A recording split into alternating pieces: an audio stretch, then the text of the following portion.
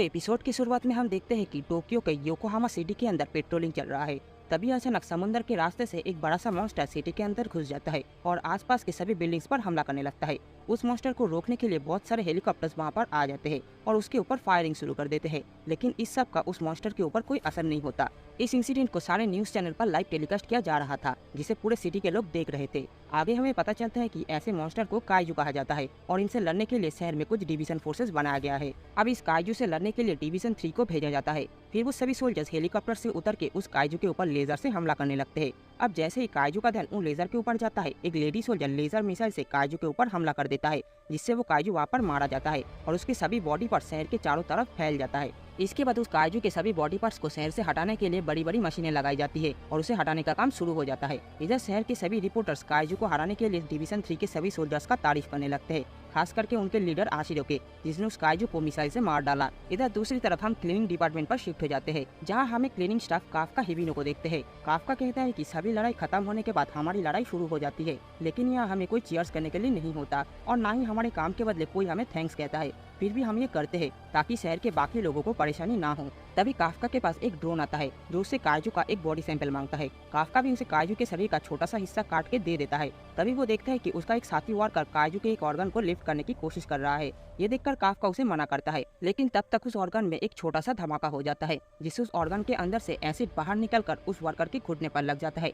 Kafka जल्दी से उसके पास पहुंचकर उसके घुटने पर एक दवाई लगा देता है और उससे कहता है कि तुम्हें डरने की जरूरत नहीं है, ये मेरे साथ कई बार हो चुका है। काफका सोचता है कि जब भी डिवीजन 3 किसी काइजू को मारता है तो चीजें बहुत ज्यादा खराब हो जाती है। हमें इतने बड़े काइजू को साफ करने के लिए सिर्फ एक ही हफ्ता मिला है, पता नहीं हम ये टाइम पर कैसे पूरा करेंगे। आगे काफका को काइजू के 40 वाले हिस्से में काम करने के लिए भेज दिया जाता है, जहाँ पर इतनी सारी गंदगी होती है कि काफका की हालत खराब हो जाती है। अब आगे हम देखते हैं कि काफका अपना काम खत्म करके अपने घर वापस आ जाता है। वो बहुत ज्यादा थक चुका था, इसीलिए वो आराम करने की कोशिश करता है, लेकिन अभी भी उसे काइजू की पोटी की स्मेल आ रही थी। आगे टीवी न्यूज में बताया जाता है कि कैसे डिवीजन 3 और उनके लीडर आशिरो ने काइजू को मार गिराया। यहाँ हमें पता चलता है कि आशिरो सिर्फ 27 साल की है और उसने अभी तक 100 से भी ज्यादा काइजू को मार चुका है।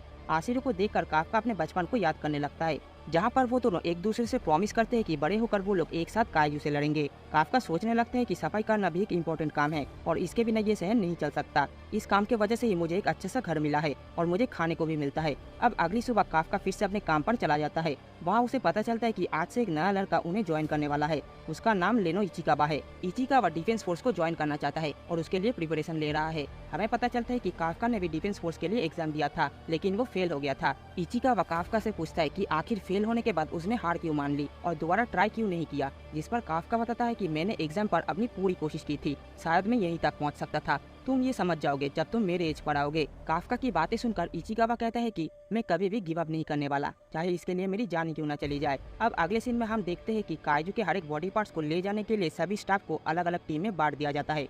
काफका और इचिकावा को आज फिर से पोटी वाले हिस्से में काम करने के लिए कहा जाता है, जिसे सुनकर काफका बहुत ज्यादा चिढ़ जाता है, लेकिन फिर भी वो उस काम को करने के लिए रेडी हो जाता है। उसका मैनेजर इचिकावा से कहता है कि काफका कभी भी किसी भी काम के लिए मना नहीं करता। अगर काफका ने अपने डिफेंस फोर्स के एग्जाम को पार कर लिया होता तो वो एक बहुत ही अच्छा सोल्जर बनता। अब आगे लंच ब्रेक शुरू हो जाता है, लेकिन बदबू की वजह से काफका और इचिकावा का हालत बहुत ही खराब हो जाती है। काफका इचिकावा की मदद करने के लिए उसे एक विटामिन पिल्स देता है और साथ ही में उसे 2 नोज बड्स देता है, लेकिन इचिकावा उसे लेने से मना कर देता है, जिस पर काफका उसे जबरदस्ती वो नोज बड लगाने की कोशिश करने लगता है। इसके बाद फिर से वो लोग काम पर लग जाते हैं। शाम को सभी लोग अपना काम खत्म करके वहाँ से चले जाते हैं। काफका देखता है कि फाइनली काइजू के पोटी वाले हिस्से का काम खत्म हो गया है। तभी वहाँ पर इचिकावा आ जाता है। वो काफका से लंच में उसकी हेल्प करने के लिए शुक्रिया कहता है। इचिकावा काफका को बताता है कि डिफेंस फोर्स में भर्ती होने का एज अब बढ़कर 33 साल कर दिया गया है। जब आप गिव अप करने की बात कर रहे थे तब आप थोड़े से उदास लग रहे थे, वैसे भी मुझे आपकी जिंदगी से कोई मतलब नहीं है। अब इचिकावा की बातें सुनकर काफका को भी थोड़ा सा हौसला मिलता है और वो इचिकावा से शुक्रिया कहता है। तभी अचानक एक काइजू जमीन के अंदर से बाहर निकलकर इचिकावा को खाने की कोशिश करने लगता है, लेकिन उससे पहले ही काफका बिजली की तेजी से इचिकावा को उस काइजू से बचा लेता है। इसके बाद काफका इचिकावा को वहाँ से भागने के लिए कहता है, लेकिन इचिकावा इसके लिए मना कर देता है। ये देखकर काफका उसे कहता है कि 2 लोग मरने से तो बेहतर है कि एक ही लोग मारा जाए, और वैसे भी तुम्हें डिफेंस फोर्स ज्वाइन करना है तो तुम अपनी जिंदगी को यहाँ पर क्यों गंवाना चाहते हो। अब ये सुनकर इचिकावा वहाँ से भाग जाता है। फिर काफका उस काइजू का ध्यान अपनी तरफ खींचते हुए वहाँ से भागने लगता है। ये देखकर वो काइजू भी उसका पीछा करने लगता है। तभी काफका को एक बिल्डिंग दिखाई देता है और वो उस काइजू से बचते हुए उस बिल्डिंग के अंदर घुस जाता है। वो देखता है कि बिल्डिंग के दूसरे साइड पर कांच लगा हुआ है, जिसके बाद वो उस कांच को तोड़ते हुए बिल्डिंग से कूद जाता है। अब आगे हम एक और फ्लैशबैक देखते हैं, जहां काइजू की वजह से काफका और आशिरो का घर और स्कूल बर्बाद हो गया है और साथ ही में आशिरो का एक बिल्ली की भी मौत हो जाती है। इसके बाद वो दोनों काइजू से लड़ने के लिए डिफेंस फोर्स ज्वाइन करने का फैसला करते हैं। काफका आशिरो से कहता है कि तो देखते हैं कि फ्यूचर में हम दोनों में से कौन ज्यादा कूल ऑफिसर बनेगा। इसके बाद हम फिर से प्रेजेंट में आ जाते हैं, जहाँ काफका बिल्डिंग से नीचे कूद जाता है, लेकिन वो काइजू भी उसका पीछा करने लगता है। अब काफका एक रॉड की मदद से काइजू के पैर में हमला करने की सोचता है, लेकिन उससे पहले ही वो काइजू काफका के ऊपर हमला कर देता है, जिससे काफका बहुत घायल हो जाता है और उसका एक पैर भी टूट जाता है। अपने टूटे हुए पैर की वजह से वो हिल भी नहीं पा रहा था। फिर वो काइजू काफका को खाने के लिए आगे बढ़ता है, लेकिन तभी वहाँ पर इचिकावा आ जाता है और एक रॉड की मदद से उस काइजू के मुंह पर हमला कर देता है, जिससे उस काइजू को थोड़ा सा चोट भी लगता है। इचिकावा काफका को बताता है कि उसने डिफेंस फोर्सेस को इन्फॉर्म कर दिया है और वो लोग यहाँ पर बस आते ही होंगे। काफका उससे पूछता है कि आखिर वो यहाँ पर वापस क्यों आया, जिस पर इचिकावा कहता है कि अगर मैं यहाँ पर तुम्हें मरने के लिए छोड़ देता तो मैं कभी भी डिफेंस फोर्स ज्वाइन करने के लिए लायक नहीं बन पाता। अब ये सुनकर काफका को अपने पास सीन याद आ जाता है, जहाँ पर वो डिफेंस फोर्स के एग्जाम में फेल हो गया था। काफका सोचने लगता है कि मैं आज भी बहुत ज्यादा कमजोर हूँ। मैं तब अपने दोस्त की कैट को नहीं बचा पाया था और आज भी मैं अपने को वर्कर को नहीं बचा पा रहा हूँ। अब ये सब सोचकर काफका जोर से चीखने लगता है, लेकिन तभी अचानक एक व्हाइट टाइगर आकर उस काइजू के ऊपर हमला कर देता है और उसे एक झटके में ही मार डालता है।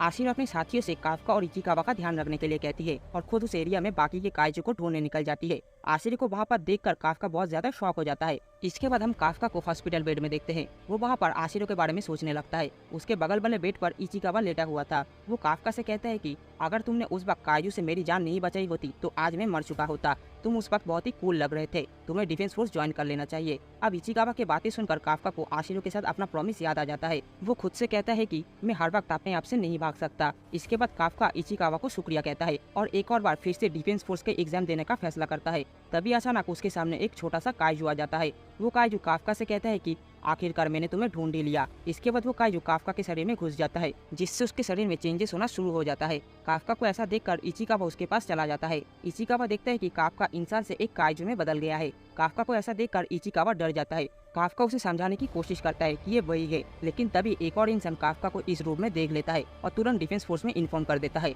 अब ये देखकर वो दोनों वहाँ से भागने का सोचता है। इसके बाद हम फिर से एक और फ्लैशबैक देखते हैं, जहाँ काफका और आशिरो एक साथ काइजू से लड़ने का टेक्निक के बारे में पढ़ रहे थे। काफका कहता है कि हमें सबसे पहले काइजू के पैर में हमला करना चाहिए, जिससे वो कहीं भी भाग ना सके। आशिरो काफका से कहती है कि काइजू इतने बड़े होते हैं कि मैं उनके सामने जाते ही डर जाती हूँ। इस पर काफका कहता है कि तुम्हें डरने की कोई जरूरत नहीं है, क्योंकि मैं हमेशा तुम्हारे साथ रहूंगा। इधर प्रेजेंट में आशिरो नहाते वक्त अपने बचपन को याद करने लगती है। तभी उसे एक कॉल आता है, जिसमें बताया जाता है कि हॉस्पिटल में एक काइजू को देखा गया है। अब आशिरो उस काइजू को मारने के लिए अपने टीम को तैयार होने के लिए कहती है। और अब आगे हम एक फ्लैशबैक देखते हैं, जिसमें आशिरो काफका की एक्टिंग करते हुए कहती है कि चिंता मत करो, मैं हमेशा तुम्हारी रक्षा करूंगा। काफका, आखिर तुम कितने सारे मांगा पड़ते हो। खैर, मुझसे ये सब कहने के लिए तुम्हारा शुक्रिया, क्योंकि अगर तुम मेरे साथ रहोगे तो सच में मुझे किसी भी चीज से डर नहीं लगेगा। इसके बाद हम फिर से प्रेजेंट में आ जाते हैं, जहाँ आशिरो अपने टीम से कहती है कि हॉस्पिटल में एक काइजू को देखा गया है, जिसका मतलब वहाँ मौजूद सभी की जान अभी खतरे में है और हमें जल्दी से उस काइजू को खत्म करना होगा। अब सारे न्यूज चैनल पर भी ये खबर दिखाया जाता है और सभी को अपने घर में छुपे रहने के लिए कहा जाता है। इधर हॉस्पिटल में वो आदमी काफका को देखकर डर जाता है और जोर जोर से चीखने लगता है। तभी इचिकावा काफका से कहता है कि हमें इसे बताना होगा कि वो हमें गलत समझ रहे हैं, तो अगर आप उसकी तरफ देखकर थोड़ा सा स्माइल कर देंगे तो अच्छा रहेगा। अब जैसे ही काफका उसकी तरफ मुड़कर स्माइल करने लगता है, वो आदमी उसे देखकर और भी ज्यादा डर जाता है और वहीं पर बेहोश हो जाता है। अब ये देखकर काफका उसके पास चला जाता है और जैसे ही वो पीछे वाले दीवार को टच करता है, वो दीवार टूट जाता है, जिसे देख वो और इचिकावा दोनों ही डर जाते हैं।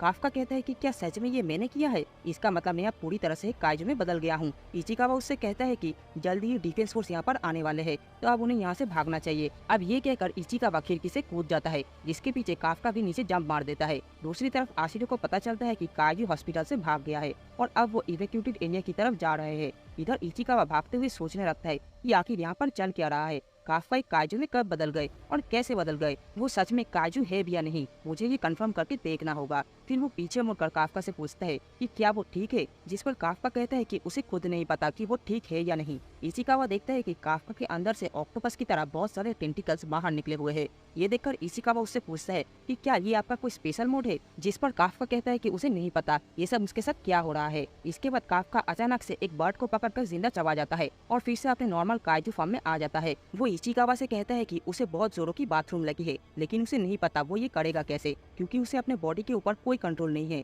फिर आगे हम देखते हैं कि काफका गलत जगह से बाथरूम करने लगता है ये देखकर वो दोनों ही बहुत ही ज्यादा शॉक हो जाते हैं। काफका कहता है कि अब इस हरकत के बाद मुझसे कोई भी लड़की शादी नहीं करने वाला, काश मैं यहीं पर मर जाता और अब तो मैं डिफेंस फोर्स को भी ज्वाइन नहीं कर सकता। आखिर ये मेरे साथ क्यों हुआ? अभी अभी तो मैंने डिसाइड किया था कि मैं उस तक पहुंचने की पूरी कोशिश करूंगा, लेकिन अब लगता है कि मैं इस बॉडी के साथ ऐसा नहीं कर पाऊंगा। फिर इचिकावा काफका को एक नो एंट्री जोन में जाने के लिए कहता है, जहाँ पर उन्हें कोई ढूंढने नहीं आएगा। तभी अचानक काफका को महसूस होता है कि आसपास एक और काइजू है। दूसरी तरफ आशिरो को भी पता चलता है कि वहाँ पर एक और काइजू का अपीयरेंस हुआ है, तो वो एक टीम को काफका के पास भेजता है और खुद एक टीम के साथ इस न्यू काइजू के पीछे जाता है। अब अगले सीन में हम एक बच्ची को देखते हैं जिसकी माँ एक फर्नीचर के नीचे दब जाती है और वो जोर जोर से रोकर अपनी माँ को बाहर निकलने की कोशिश करने लगती है, लेकिन तभी उसके पीछे वो काइजू आ जाता है और उस बच्ची को खाने की कोशिश करता है। और उससे पहले ही अचानक वहाँ पर काफका आ जाता है और उस काइजू को एक मुक्का मार के उसे दूर फेंक देता है। काफका अपनी पावर देखकर खुद ही हैरान हो जाता है। फिर वो जैसे ही उस बच्ची को देखने के लिए आगे जाता है, वो बच्ची काफका को देखकर डर जाती है। ये देखकर काफका उसे हंसाने के लिए अपने फनी फेसेस बनाने लगता है, लेकिन ये देखकर वो बच्ची और भी ज्यादा डरने लगती है। फिर वहाँ पर इचिकावा भी आ जाता है। काफका उस बच्ची की माँ को फर्नीचर के नीचे से बाहर निकालता है। इचिकावा उस बच्ची से कहता है कि उसकी माँ बस बेहोश है और वो बहुत ही जल्दी होश में आ जाएगी। तभी वो काइजू वापस आ जाता है, जिसे देखकर काफका कहता है कि इचिकावा, इन्हें लेकर तुम यहाँ से चले जाओ और इस काइजू को मैं हैंडल कर लूंगा। फिर हम देखते हैं कि काफका के शरीर में करंट बहने लगता है और वो अपनी पूरी ताकत लगाकर उस काइजू को एक जोरदार मुक्का मारता है, जिससे वो काइजू वहीं पर मर जाता है और उसके सभी बॉडी पार्ट्स चारों तरफ फैल जाता है। काफका इचिकावा से कहते हैं कि बहुत ही जल्द डिफेंस फोर्स यहाँ पर आने वाले हैं, तो तुम इस बच्ची और उसकी माँ को लेकर हॉस्पिटल चले जाओ। मैं भी अब यहाँ से जाने वाला हूँ और तुम मेरे लिए चिंता मत करना। तभी वो बच्ची काफका को शुक्रिया कहती है, जिसे सुनकर काफका आशिरो को याद करने लगता है और उसे रियलाइज होता है कि वो अभी भी डिफेंस फोर्स में ज्वाइन करके आशिरो का साथ दे सकता है। फिर थोड़ी देर बाद वहाँ पर आशिरो और उसकी टीम पहुँच जाती है और वहाँ की हालत देखकर शॉक हो जाती है। आगे आशिरो उस बच्ची से काइजू के बारे में पूछती है, जिस पर वो बच्ची काइजू को याद करके थोड़ा सा डर जाती है। ये देखकर आशिरो उससे कहती है कि तुम घबराओ मत, मैं यहाँ मौजूद सभी काइजू को खत्म कर दूंगी। जिसे सुनकर वो बच्ची उससे कहती है कि प्लीज अब उस अच्छे काइजू को मत मारना, उसने उस बुरे काइजू से मेरी मॉम की जान बचाई थी। अब ये सुनकर आशिरो हैरान हो जाती है। फिर आगे हमें 3 महीने बाद का सीन दिखाया जाता है, जहाँ विटनेस के अकॉर्डिंग काफका का एक ड्राइंग बनाई गई है। न्यूज चैनल पर बताया जाता है कि इसे काइजू नंबर 8 कहा जा रहा है, लेकिन डिफेंस फोर्स अभी भी उसे लगातार ढूंढ रही है। ये देखकर इचिकावा सोचने लगता है कि ये मामला तो अब हद से आगे बढ़ चुका है। अब आगे काफका का मैनेजर इचिकावा को बताता है कि डिफेंस फोर्स एग्जाम का फर्स्ट राउंड का रिजल्ट आ चुका है। इचिकावा देखता है कि वो पहले राउंड में पास हो चुका है। फिर वो काफका का रिजल्ट लेकर उसके पास जाने लगता है, लेकिन जाने से पहले वो उसे भी एक बार खोलकर चेक करता है। वो देखते हैं कि काफका भी अपने पहले राउंड में पास हो चुका है। फिर इचिकावा खुश होकर काफका के पास पहुंच जाता है। वहाँ पर वो देखता है कि काफका अपने काइजू वाले रूप में बैठकर खाना खा रहा है, जिसे देखकर काफका को वो एक लात मार देता है और उससे कहता है कि तुम्हें शर्म नहीं आ रहा है क्या? तुम्हारा चेहरा सारे न्यूज चैनल पर छाया हुआ है, लेकिन तुम हो कि यहाँ पर खुले में बैठकर ऐसे खाना खा रहे हो। किसी ने अगर तुम्हें ऐसे देख लिया तो बहुत बड़ी प्रॉब्लम हो जाएगी। काफका उसे बताता है कि वो कभी कभी अपने बॉडी के ऊपर से कंट्रोल खो देता है। ये सुनकर इचिकावा सोचने लगता है कि पिछली बार वो लोग हॉस्पिटल वापस चले गए थे और सबको ये बताया था कि वो लोग काइजू से छुप गए थे, जो सुनकर किसी को भी काफका के ऊपर शक नहीं हुआ था। अब आगे इचिकावा काफका को वो रिजल्ट दे देता है, लेकिन उसे देखकर काफका ज्यादा खुश नहीं होता। वो इचिकावा को बताता है कि मैं हर बार पहले राउंड को पार कर लेता हूँ, दिक्कत तो मुझे दूसरे राउंड पर होता है। मैं पिछले 3 महीनों से इसकी प्रैक्टिस कर रहा हूँ और ये मेरा आखिरी चांस है, इसीलिए मुझे इस बार पास होना ही होगा। अब आगे हमें 10 दिन बाद का सीन दिखाया जाता है, जहाँ इचिकावा और काफका अपने सेकेंड राउंड के एग्जाम के लिए पहुंच जाता है। वहाँ पर वो दोनों कुछ नए लड़कों को भी देखते हैं जो कि यहाँ पर एग्जाम देने के लिए आए थे। तभी उनके पास एक लड़की आती है और वो काफका को बुरा आदमी कहकर बुलाने लगती है, जिसे सुनकर काफका चिढ़ जाता है। वो लड़की उसे बोलती है कि तुम अपना ये खटारा कार यहाँ से हटा लो, क्योंकि मुझे इस जगह पर अपनी कार पार्किंग करनी है। आज मेरा लक्की नंबर 5 है और तुमने 55 वाली स्पॉट पर अपनी कार पार्क किया है। अब ये सुनकर काफका बहुत ही ज्यादा गुस्सा हो जाता है और वो उस लड़की को थोड़ा सा मैनर सिखाने की कोशिश करता है, लेकिन तभी वो लड़की अपनी ड्रेस खोलकर अपने सूट को एक्टिवेट कर लेती है और काफका की कार को उठाकर दूर फेंक देती है। ये देखकर काफका उससे कहता है कि आखिर ये तुम कर क्या रही हो, ये मेरी कंपनी की कार है। फिर इचिकावा उससे पूछता है कि आखिर तुम हो कौन, जिस पर वो लड़की बताती है कि मैं हूँ एग्जामिनी नंबर 2016 किकोरू शिनोमिया और मेरा काम है सभी काइजू को मारना। लेकिन एक चीज मुझे बताओ बुरे आदमी कि आखिर तुमसे काइजू का स्मेल क्यों आ रहा है। और इसी के साथ ये वाली एपिसोड भी यहीं पर खत्म हो जाती है। तो दोस्तों आज का एपिसोड आप लोगों को कैसा लगा कमेंट बॉक्स में जरूर बताना और वीडियो पसंद आए तो लाइक एंड शेयर जरूर कर देना। चैनल पर नए हो तो सब्सक्राइब करके बेल आइकन को दबा देना। मैं मिलता हूँ आप लोगों से अगली बार, तब तक के लिए goodbye. Kaiju number 8 episode 3। तो पिछले एपिसोड में हम लोगों ने देखा था कि काफका और इचिकावा अपने डिफेंस फोर्स के एग्जाम के फर्स्ट राउंड को क्लियर कर लेता है इसके बाद वो लोग अपने सेकेंड राउंड के एग्जाम के लिए पहुंच जाते हैं। वहाँ पर वो लोग शिनोमिया नाम की एक लड़की से मिलती है जो कि काफका को बूढ़े आदमी कहकर चिढ़ाने लगती है और उसकी कार को उठाकर दूर फेंक देती है। अब आगे हम देखते हैं कि शिनोमिया काफका से पूछती है कि आखिर उसमें से काजू की स्मेल क्यों आ रही है। इचिकावा उसे बताता है कि वो लोग काजू डिस्पोजल कंपनी में काम करते हैं, शायद इसीलिए उसे काफका में से काजू की स्मेल आ रहा है। तभी वो लोग देखते हैं कि काफका अपनी कार को उठाकर सीधा कर देता है। शिनोमिया ये देखकर चौंक जाती है और वो इचिकावा से पूछती है कि क्या इसके पास भी अपना एक प्राइवेट सूट है। तभी काफका उसे कहता है कि मैं हूँ एग्जामिनी नंबर 2032 काफका हिबिनो, और तुम इस नाम को जरूर याद रखना बच्ची। ये देख शिनोमिया समझ जाती है कि इस बंदे के अंदर कुछ तो बात है। वो काफका से कहती है कि मैं तो बस फॉर्मेलिटी के लिए एग्जाम दे रही थी, लेकिन लगता है कि मुझे यहाँ पर मजा आने वाला है, तो अब मैं तुम्हें दिखाऊंगी कि असली ताकत किसे कहते हैं। फिर वो वहाँ से चली जाती है। दूसरी तरफ इचिकावा काफका के ऊपर गुस्सा हो जाता है अपने काइजू पावर को यूज करने के लिए। काफका उसे बताता है कि उसने बस अपने हाथों को ही ट्रांसफॉर्म किया था, इसीलिए शिनोमिया को ये बात पता नहीं चला। लेकिन ये सुनकर इचिकावा उससे कहता है कि अगर आपने दोबारा इस पावर को यूज किया तो मैं आपको सीधा घर वापस भेज दूंगा। इसके बाद सेकेंड राउंड का टेस्ट शुरू हो जाता है। काफका कहता है कि सेकेंड टेस्ट 2 हिस्सों में होने वाला है। पहला है फिटनेस टेस्ट और दूसरा है एप्टीट्यूड टेस्ट। एप्टीट्यूड टेस्ट एक ऐसा टेस्ट है जिसमें कभी भी कुछ भी हो सकता है, इसीलिए उन्हें फिटनेस टेस्ट में अच्छे मार्क्स लाने होंगे। लेकिन काफका फिटनेस टेस्ट में बहुत ही बुरा परफॉर्मेंस करता है। काफका कहता है कि मैं अब 30 का हो चुका हूँ, शायद इसीलिए मेरी फिजिकल पावर अब कम हो चुका है। हम देखते हैं कि वो सेकेंड राउंड में 225 में से 219 रैंक पर आता है। फिर वहाँ पर शिनोमिया आ जाती है। काफका देखते हैं कि शिनोमिया इस टेस्ट में 5th रैंक पर आई है। ये देखकर काफका को अपनी कही हुई बातों पर शर्म आने लगता है और वो शिनोमिया से कहता है कि प्लीज अभी के लिए तुम मेरा नाम भूल जाओ। आगे इचिकावा काफका से कहता है कि मुझे ये देखकर बहुत ही अच्छा लगा कि आपने काइजू वाले पावर को यूज नहीं किया। ये सुनकर काफका उससे कहता है कि यहाँ मुझे सभी ने इसके लिए बहुत मेहनत की है, तो इसीलिए मैं नहीं चाहता कि काइजू वाले पावर को यूज करके मैं चीटिंग करूँ। वैसे भी मुझे लगा था कि ये सब कहना कितना कूल होगा, लेकिन मुझे अपनी पावर को यूज कर लेना चाहिए था। इचिकावा उससे कहता है कि मुझे नहीं लगता आपका लास्ट आने का सिर्फ यही एक वजह है, यहाँ पर और भी चीजें मैटर करती है। इधर दूसरी तरफ आशिरो को बताया जाता है कि इस बार के कैंडिडेट बहुत ही बढ़िया आए हैं और उन सब का एबिलिटीज भी कमाल के है, जैसे हारुची इजुमो। इसने टोक्यो न्यूट्रलाइजेशन यूनिवर्सिटी में टॉप किया है और ये फिटनेस टेस्ट में सेकंड आया है। दूसरा है इहारू फुरुहाशी, जिसके पास कमाल की स्ट्रेंथ है और ये टेस्ट में थर्ड आया है। इसके बाद आता है आवी कागुरागी, जो कि जापान के ग्राउंड सेल्फ डिफेंस फोर्स का हिस्सा है और ये टेस्ट में फर्स्ट आया है। और सिर्फ यही नहीं, इनके जैसे यहाँ पर और भी लोग हैं। वैसे तो इन्हें अपने काबिलियत के हिसाब से एलिट ऑफिसर बनने का ट्राई करना चाहिए, लेकिन ये सब यहाँ पर फील्ड एजेंट बनने के लिए आए हैं। और अब बात करते हैं किकोरू शिनोमिया की, जिसके ऊपर सबकी नजर है। ये लड़की कैलिफोर्निया न्यूट्रलाइजेशन यूनिवर्सिटी से ग्रेजुएट हुई है और वो भी सिर्फ 16 साल की उम्र में, जिस वजह से ये सबसे यंगेस्ट ग्रेजुएट बनी। अब ये सब सुनकर काफका शिनोमिया से बहुत इम्प्रेस हो जाता है और वो उसके पास जाकर उसकी तारीफ करने लगता है। लेकिन तभी शिनोमिया के बॉडीगार्ड्स काफका को उसे हाथ लगाने की वजह से पीटने लगते हैं। ये देखकर शिनोमिया फिर से काफका की मजाक उड़ाने लगती है। इधर इचिकावा काफका को बताता है कि पिछले 2 साल से एग्जाम के सेकंड राउंड में सबको काइजू कप डिस्पोजल का टास्क दिया जा रहा है, जिसमें वो लोग हमारे काइजू के ऊपर नॉलेज और टीम में हमारी काम करने की एबिलिटी को टेस्ट करेंगे। इसीलिए मैंने काइजू डिस्पोजल कंपनी में पार्ट टाइम जॉब के लिए अप्लाई किया था और मुझे लगता है कि इस टेस्ट में हम दोनों काफी अच्छा करने वाले हैं। इसके बाद सभी एग्जामिनी को एप्टीट्यूड टेस्ट के लिए ले जाया जाता है। वहाँ पर हम 3rd डिवीजन के वाइस प्रेसिडेंट शोशिरो होशिना को देखते हैं। शोशिरो ने बताता है कि यहाँ पर उन सबका एप्टीट्यूड टेस्ट होने वाला है और फिर वो अपने पीछे वाले गेट को खोल देता है। सभी ये देखकर हैरान हो जाते हैं कि गेट के पीछे बहुत सारे काइजू घूम रहे थे। शोशिरो ने बताता है कि एप्टीट्यूड टेस्ट में उन्हें इन सभी काइजू को मारना है। तभी अचानक एक काइजू सभी कैंडिडेट की तरफ भागने लगता है, लेकिन उससे पहले ही उस गेट का डिफेंस ब्लॉक एक्टिवेट हो जाता है। ये सब देखकर काफका की गांड फट जाती है और वो इचिकावा के ऊपर गुस्सा हो जाता है। इचिकावा उससे कहता है कि देखो, मैंने तुमसे कहा था कि पिछले 2 साल से ऐसा हो रहा है और ये सब देखकर तो मैं खुद परेशान हो गया हूँ। अब शोशिरो सबसे कहता है कि बैटल फील्ड में जाने से पहले हम आप सभी को एक एक सूट देंगे। आगे हम देखते हैं कि इचिकावा अपने सूट को पहन लेता है और वो सूट इचिकावा के बॉडी के अकॉर्डिंग एडजस्ट हो जाता है।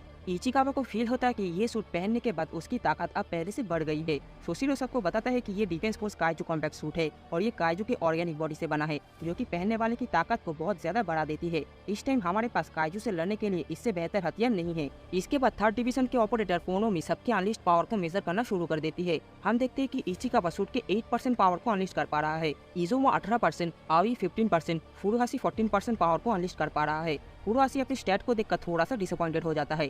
शोशिरो कहता है कि ट्रेनिंग करने के बाद भी सोल्जर सूट के सिर्फ 20% पावर को ही अनलिस्ट कर पाती है, उस हिसाब से तुम्हारा तो ठीक ही है। लेकिन तभी कोनोमी देखता है कि शिनोमिया सूट के 46% पावर को अनलिस्ट कर पा रही है। ये देखकर सभी लोग शॉक हो जाते हैं। इधर इचिकावा भी अपने 8% को लेकर थोड़ा सा उदास हो जाता है। तभी शोशिरो उससे कहता है कि तुम अपने 8% को लेकर ज्यादा चिंता मत करो, क्योंकि पहली बार के हिसाब से 8% भी बहुत ज्यादा है। कम से कम तुम्हारा 0% तो नहीं आया। अगर तुम 0% से ज्यादा परफॉर्म करते हो तो इसका मतलब तुम पास हो चुके हो। वैसे भी आज तक मैंने कभी किसी को 0% लाते हुए नहीं देखा। देखा। तभी कोनोमी कहता है कि काफ्का अपने सूट के 0% पावर को अनलिस्ट कर पा रहा है। अब ये देखकर शोशिरो जोर जोर से हंसने लगता है। काफ्का कहता है कि आप लोग मुझे थोड़ा सा टाइम दे दीजिए, मैं अभी इसमें से पावर अनलिस्ट करने की कोशिश करता हूँ। अब उसकी हरकतें देखकर शोशिरो और जोर जोर से हंसने लगता है और कहता है कि क्या तुम्हें वॉशरूम जाना है बूढ़े आदमी। इधर काफ्का सोचने लगता है कि इस सूट को अनलिस्ट करने के लिए जरूर कोई ट्रिक होगा और एग्जाम खत्म होने से पहले मुझे ये ढूंढना ही होगा। दूसरी ओर शिनोमिया सोचने लगता है कि अब तुम मुझे गुस्सा दिला रहे हो काफ्का, तुम मुझे अपनी वो पावर दिखाओ जिसे तुमने पार्किंग एरिया में यूज किया था। अब इसके बाद शोशिरो उन सभी को बैटलफील्ड में ले जाता है।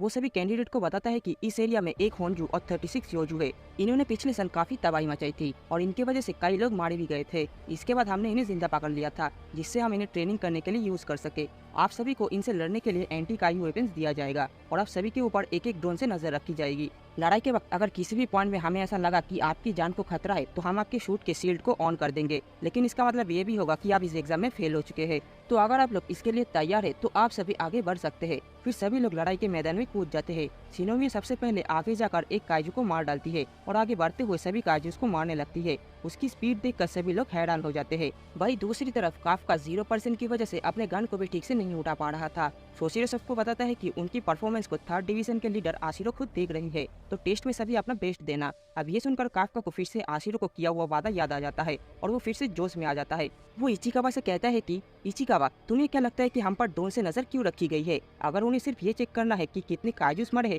तो वो ये सेंसर से भी तो डिटेक्ट कर सकते हैं। इसका मतलब ये लोग देख रहे हैं कि हम सिचुएशन के अकॉर्डिंग खुद को कैसे एडजस्ट करते हैं। तो इसका मतलब अगर हम सामने से इन पर हमला नहीं कर सकते तो हमें बाकियों की मदद करनी चाहिए। अब आगे जाकर वो लोग देखते हैं कि आवी और इजुमो एक काइजू से लड़ रहे हैं। काफ्का उस काइजू को देखकर सोचने लगता है कि ये तो वही काइजू है जिसे हमने पहले भी एक बार साफ किया था। तो अब मुझे समझ आया कि आखिर ये डिफेंस फोर्स वाले हमें इतने सारे इक्विपमेंट क्यों दिए हैं। फिर वो उस काइजू की तरफ एक स्टन ग्रेनेड फेंकता है जिस वजह से उस काइजू की कान में बहुत ज्यादा दर्द होने लगता है। काफ्का उन दोनों से कहता है कि इस काइजू की नजर कमजोर है लेकिन इसकी सुनने की शक्ति बहुत तेज है, इसीलिए आप स्टन ग्रेनेड का यूज करके इन्हें आसानी से मार सकते हैं। फिर वो उन दोनों को काइजू के पेट में हमला करने के लिए कहता है क्योंकि काइजू का पेट उसकी सबसे कमजोर हिस्सा होता है। वो दोनों भी काफ्का की बात मानकर उसकी पेट पर हमला करते हैं जिससे वो काइजू मारा जाता है। फिर काफ्का और इचिकावा दूसरे काइजू को ढूंढने निकल जाता है, लेकिन तभी एक काइजू अचानक से काफ्का के ऊपर हमला कर देता है जिससे वो बुरी तरह जख्मी हो जाता है। ये देखकर शोशिरो काफ्का के शील्ड को एक्टिव करने का ऑर्डर देता है। इधर काफ्का सोचने लगता है कि अगर उसका शील्ड एक्टिव हो गया तो वो यहाँ से डिस्क्वालीफाई हो जाएगा। फिर वो काइजू काफ्का को खाने के लिए आगे बढ़ता है, लेकिन तभी वहाँ पर शिनोमिया आ जाती है और वो उस काइजू को मार देती है। वो काफ्का से कहती है कि जब तक मैं बैटलफील्ड में हूँ तब तक कोई भी डिस्क्वालीफाई नहीं होगा। अब मैं आगे जाकर बाकी काइजूस को मारता हूँ और तब तक तुम यहीं पर लूजर की तरह पड़े रहो। अब ये कहकर वो सबसे बड़े काइजू को मारने चली जाती है। इधर शोशिरो काफ्का को बताता है कि उसके बॉडी पार्ट्स बुरी तरह से जख्मी हो गया है और शायद उसके वाइटल ऑर्गन्स में भी डैमेज हुआ है, तो हमें लगता है कि अगर तुम यहीं पर क्विट कर दो तो अच्छा रहेगा। ये सुनकर काफ्का कहता है कि मुझे गिव अप करना है या नहीं ये सिर्फ मैं डिसाइड करूंगा। हो सकता है मैं अपने ड्रीम्स के लिए पूरा हो गया हूँ, लेकिन इसका मतलब ये नहीं है कि मैं यहाँ पर हार मान लूँ। फिर वो उठ खड़ा होता है और कहता है कि इस बार मैं हार नहीं मानने वाला क्योंकि ये मेरा आखिरी चांस है। फिर हम देखते हैं कि उसकी अनलिस्ट पावर 0% से बढ़कर 0.01% पे आ जाता है। अब आगे शोशिरो काफ्का से कहता है कि अगर तुम इस हालत में एग्जाम को कंटिन्यू करना चाहते हो तो ठीक है, लेकिन अगर कुछ भी गड़बड़ हुआ तो मैं तुम्हारी शील्ड को ऑन कर दूंगा। अब ये सुनकर काफ्का भी मान जाता है। वो इचिकावा से कहता है कि इचिकावा, अब तुम्हें मेरी चिंता करने की जरूरत नहीं है, अब मैं ठीक हूँ, इसीलिए अब तुम आगे जाकर बाकियों की मदद करो। लेकिन इचिकावा उससे कहता है कि मैं आपको छोड़कर कहीं नहीं जाने वाला क्योंकि हमारे बीच में डील हुई थी, तो चलिए फिर हम दोनों मिलकर अपना बेस्ट देते हैं। इसके बाद इचिकावा काफ्का को अपने कंधे पे उठाकर भागने लगता है। उन दोनों को देखकर शोशिरो जोर जोर से हंसने लगता है और कहते हैं कि हमें तो इन दोनों को पास करा देना चाहिए ताकि ये दोनों हमें हंसाने का काम कर सके। इधर काफ्का इचिकावा को अपना स्पीड बढ़ाने के लिए कहता है। फिर इचिकावा भी बहुत तेजी के साथ भागने लगता है। इधर सभी कैंडिडेट अलग अलग योजुस के साथ लड़ रहे थे। फुरुहाशी कहता है कि मैं सबसे पहले उस बड़े काइजू तक पहुंच के रहूंगा, लेकिन तभी शिनोमिया उससे आगे निकल जाती है और रास्ते में आने वाले सभी योजुस को मारते हुए आगे बढ़ने लगती है। इधर इचिकावा काफ्का से कहता है कि तैयार रहिए सर, जैसे ही हम उन तक पहुंचेंगे हमें उन्हें सपोर्ट करना होगा। दूसरी तरफ शिनोमिया की पावर देखकर इजुमो समझ जाता है कि इस लड़की को किसी की भी मदद नहीं चाहिए। तभी शिनोमिया एक रॉड की मदद से 2 योजू को एक साथ मार देती है। कोनोमी सबको बताता है कि शिनोमिया ने आखिरी बचे योजू को मार दिया है और अब वो उस होंजू की तरफ बढ़ रही है। आगे हम देखते हैं कि वो एक ग्रेनेड की मदद से उस होंजू का ध्यान बटाती है और उसके मुंह के अंदर गोलियां चलाने लगती है जिससे वो होंजू वहीं पर मारा जाता है। इसके बाद कोनोमी सबको बताती है कि एरिया के आखिरी काइजू भी मारा गया है और अब उन तक रिकवरी ड्रोन्स भेजे जा रहा है। इधर काफ्का शिनोमिया की पावर और स्पीड देखकर हैरान हो जाता है। दूसरी तरफ आशिरो कहती है कि मैंने शिनोमिया के बारे में जितना सुनी थी वो तो उससे भी ज्यादा पावरफुल निकली। अब ये सुनकर शोशिरो उससे कहता है कि आपने सही कहा लीडर, मुझे लगा था कि इस एग्जाम में कम से कम 30 लोग डिस्क्वालीफाई हो जाएंगे, लेकिन ऐसा नहीं हुआ और लोगों को बहुत कम चोटें आई और ये सब हुआ शिनोमिया की वजह से। आप देखना, एक दिन ये लड़की एक कमाल की ऑफिसर बनेगी। इधर शिनोमिया आसमान की तरफ देखते हुए कहती है कि मैं परफेक्ट थी, है ना डैड? तभी वहाँ पर एक और काइजू आ जाता है और वो अचानक से शिनोमिया के दिल पर हमला कर देता है, जिससे वो घायल हो जाती है। इधर दूसरी तरफ काफका इचिकावा से कहता है कि तो आखिरकार शिनोमिया ने मुझसे जो कहा था वो उसने पूरा कर ही दिया। खैर, उसकी वजह से ही आज हम यहाँ तक पहुँच पाए हैं, तो अब हमें बस रिजल्ट का इंतजार करना होगा। तभी वो लोग देखते हैं कि उनके आसपास के सभी मरे हुए काइजूस फिर से जिंदा होने लगते हैं। दूसरी ओर हम देखते हैं कि शिनोमिया के शरीर से खून बहने लगता है और वो सोचती है कि मैं बड़ी मुश्किल से सूट के डिफेंस शील्ड को एक जगह पर फोकस करके अपनी हार्ट को बचा पाई हूँ, लेकिन मैं अभी भी लड़ सकती हूँ। तभी वो काइजू शिनोमिया से कहता है कि तो तुम अभी भी हिल सकती हो, आखिर तुम्हारे स्किन के साथ ये क्या हो रहा है? फिर वो काइजू उस होंजू को जिंदा कर देता है। ये देखकर शिनोमिया समझ जाती है कि ये काइजू बहुत इंटेलिजेंट है और ये इंसानों के जैसा बात भी कर सकता है। इसके बाद वो काइजू फिर से शिनोमिया के ऊपर हमला कर देता है, जिससे उसे बहुत ज्यादा चोट आ जाती है और वो दर्द से चीखने लगता है। इधर कोनोमी बताती है कि शिनोमिया के सभी वाइटल ऑर्गन्स में चोट लगी है और क्योंकि हमने वहाँ से सभी ड्रोन्स को हटा लिया था, इसीलिए हमें पता नहीं चल रहा कि आखिर वहाँ पे चल क्या रहा है। पर अभी अभी हमें उन काइजू में से सिग्नल मिला है जिसे मार दिया गया था। वो होंजू भी अब जिंदा हो गया है और उसका पावर बढ़ के 6.4 फॉर्टिट्यूड हो गया है। अब ये सुनकर आशिरो सभी कैंडिडेट की शील्ड को ऑन करने का ऑर्डर देती है। फिर वो सोशिरो एग्जाम ग्राउंड की तरफ जाने का फैसला करते हैं। इधर शिनोमिया सोचने लगती है कि अगर मैंने इस होंजू को नहीं रोका तो बहुत सारे लोग मारे जाएंगे और मेरे होते हुए मैं किसी को भी मरने नहीं दूंगी। इसके बाद वो फिर से उस होंजू के ऊपर हमला करने की कोशिश करती है,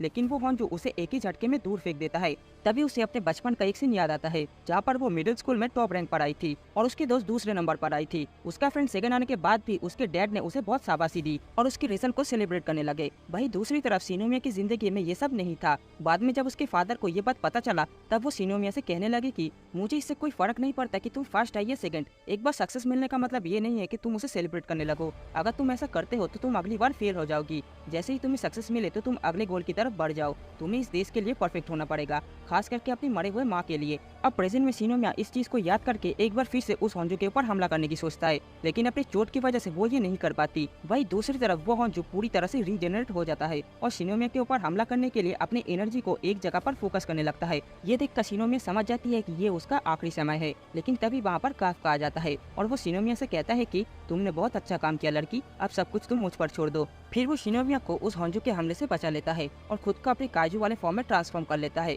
दूसरी तरफ आओई फ्लेयर गन की मदद से सभी को बाहर जाने का सिग्नल देने लगता है। इधर इचिकावा भी काफका को ढूंढने लगता है। उसे याद आता है कि कुछ देर पहले एक आदमी कह रहा था कि वो मरा हुआ होंजू फिर से जिंदा हो गया है और शिनोमिया अकेले उससे लड़ रही है। फिर काफका ये सुनकर वहाँ से गायब हो गया था। वो सोचने लगता है कि अगर काफका यहाँ पर काइजू फॉर्म में ट्रांसफॉर्म हुआ और अगर किसी ने उसे ऐसे देख लिया तो वो पक्का मारा जाएगा। दूसरी तरफ शिनोमिया काफका से कहता है कि आखिर यहाँ पे चल क्या रहा है, क्या तुम एक काइजू हो काफका? अब ये सुनकर काफका कहता है कि प्लीज शिनोमिया, इसके बारे में किसी को मत बताना, मैं तुम्हारे सामने हाथ जोड़ता हूँ। तभी वो होंजू फिर से काफका के ऊपर हमला कर देता है, लेकिन काफका अपने एक हाथ से ही उस हमले को दूर फेंक देता है। वो शिनोमिया से कहता है कि मैं बाकी बातें तुम्हें बाद में बताऊंगा, उससे पहले मैं इसे ठिकाने लगाता हूँ और तब तक के लिए तुम थोड़ा सा आराम कर लो। फिर काफका अपनी पावर को एक जगह पर फोकस करने लगता है। दूसरी तरफ कोनोमी कहता है कि मुझे होंजू के पास एक और काइजू की रीडिंग मिल रही है जिसकी पावर 9.8 फॉर्टिट्यूड है। हमारे ड्रोन्स खराब हो चुके हैं, इसीलिए हमें कुछ दिखाई नहीं दे रहा। अब ये सुनकर सोशिरो कहता है कि ये तो इम्पॉसिबल है, हो सकता है कि उस धमाके की वजह से हमारा सेंसर्स खराब हो चुके हो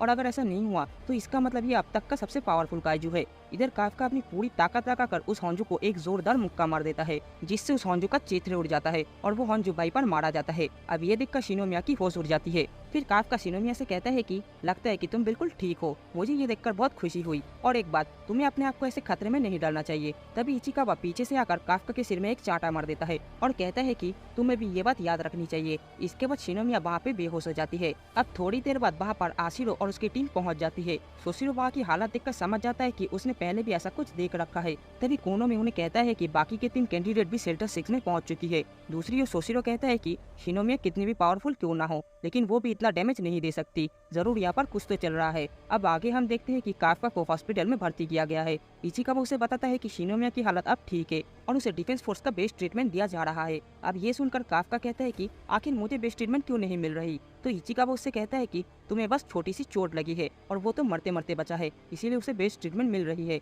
काफ्का उससे कहता है कि ये सब बहुत जल्दी खत्म हो गया, मुझे ऐसे ताकतवर बंदे से लड़े हुए काफी टाइम हो चुका था। मुझे समझ आ गया कि अगर आप अपने ड्रीम्स का पीछा कर रहे हो तो बाहर आपको एक ऐसा इंसान जरूर मिलेगा जो आपको उस चीज में हरा देगा जिसकी आप सबसे ज्यादा केयर करते हो। लेकिन वहाँ जो कुछ भी हुआ वो बहुत ज्यादा एक्साइटिंग था और तुम्हारा शुक्रिया इशिकावा वहाँ मेरी मदद करने के लिए। तभी वहाँ पर शोशिरो आ जाता है और उन्हें शुक्रिया कहती है शिनोमिया को शेल्टर तक पहुँचाने के लिए। फिर वो वहाँ से जाने लगती है। काफ्का उससे कुछ कहने की कोशिश करता है लेकिन फिर वो सोचता है कि जब वो ऑफिसर बन जाएगा तब वो उससे बात करेगा। अब दूसरी तरफ शिनोमिया को भी होश आ जाता है। शोशिरो उससे कहता है कि जो भी ये जो जिंदा बच गए थे उसे हमने मार दिया और हमें खुशी है कि एग्जाम में किसी की भी जान नहीं गई, पर सभी लोग तुम्हारी वजह से बच गए क्योंकि तुमने उस होंजो को अकेले मार गिराया था। अब ये सुनकर शिनोमिया अलग तरीके से रिएक्ट करने लगती है, जिसे देखकर शोशिरो उससे पूछती है कि आखिरकार तुम्हें क्या हुआ, क्या वहाँ पर ऐसा नहीं हुआ था। तब शिनोमिया काफ्का को याद करके पूरा रिस्पॉन्सिबिलिटी अपने ऊपर ले लेती है। अब दूसरी तरफ वो काइजू जिसने सभी काइजूस को जिंदा कर दिया था वो बैठकर न्यूज सुनने लगता है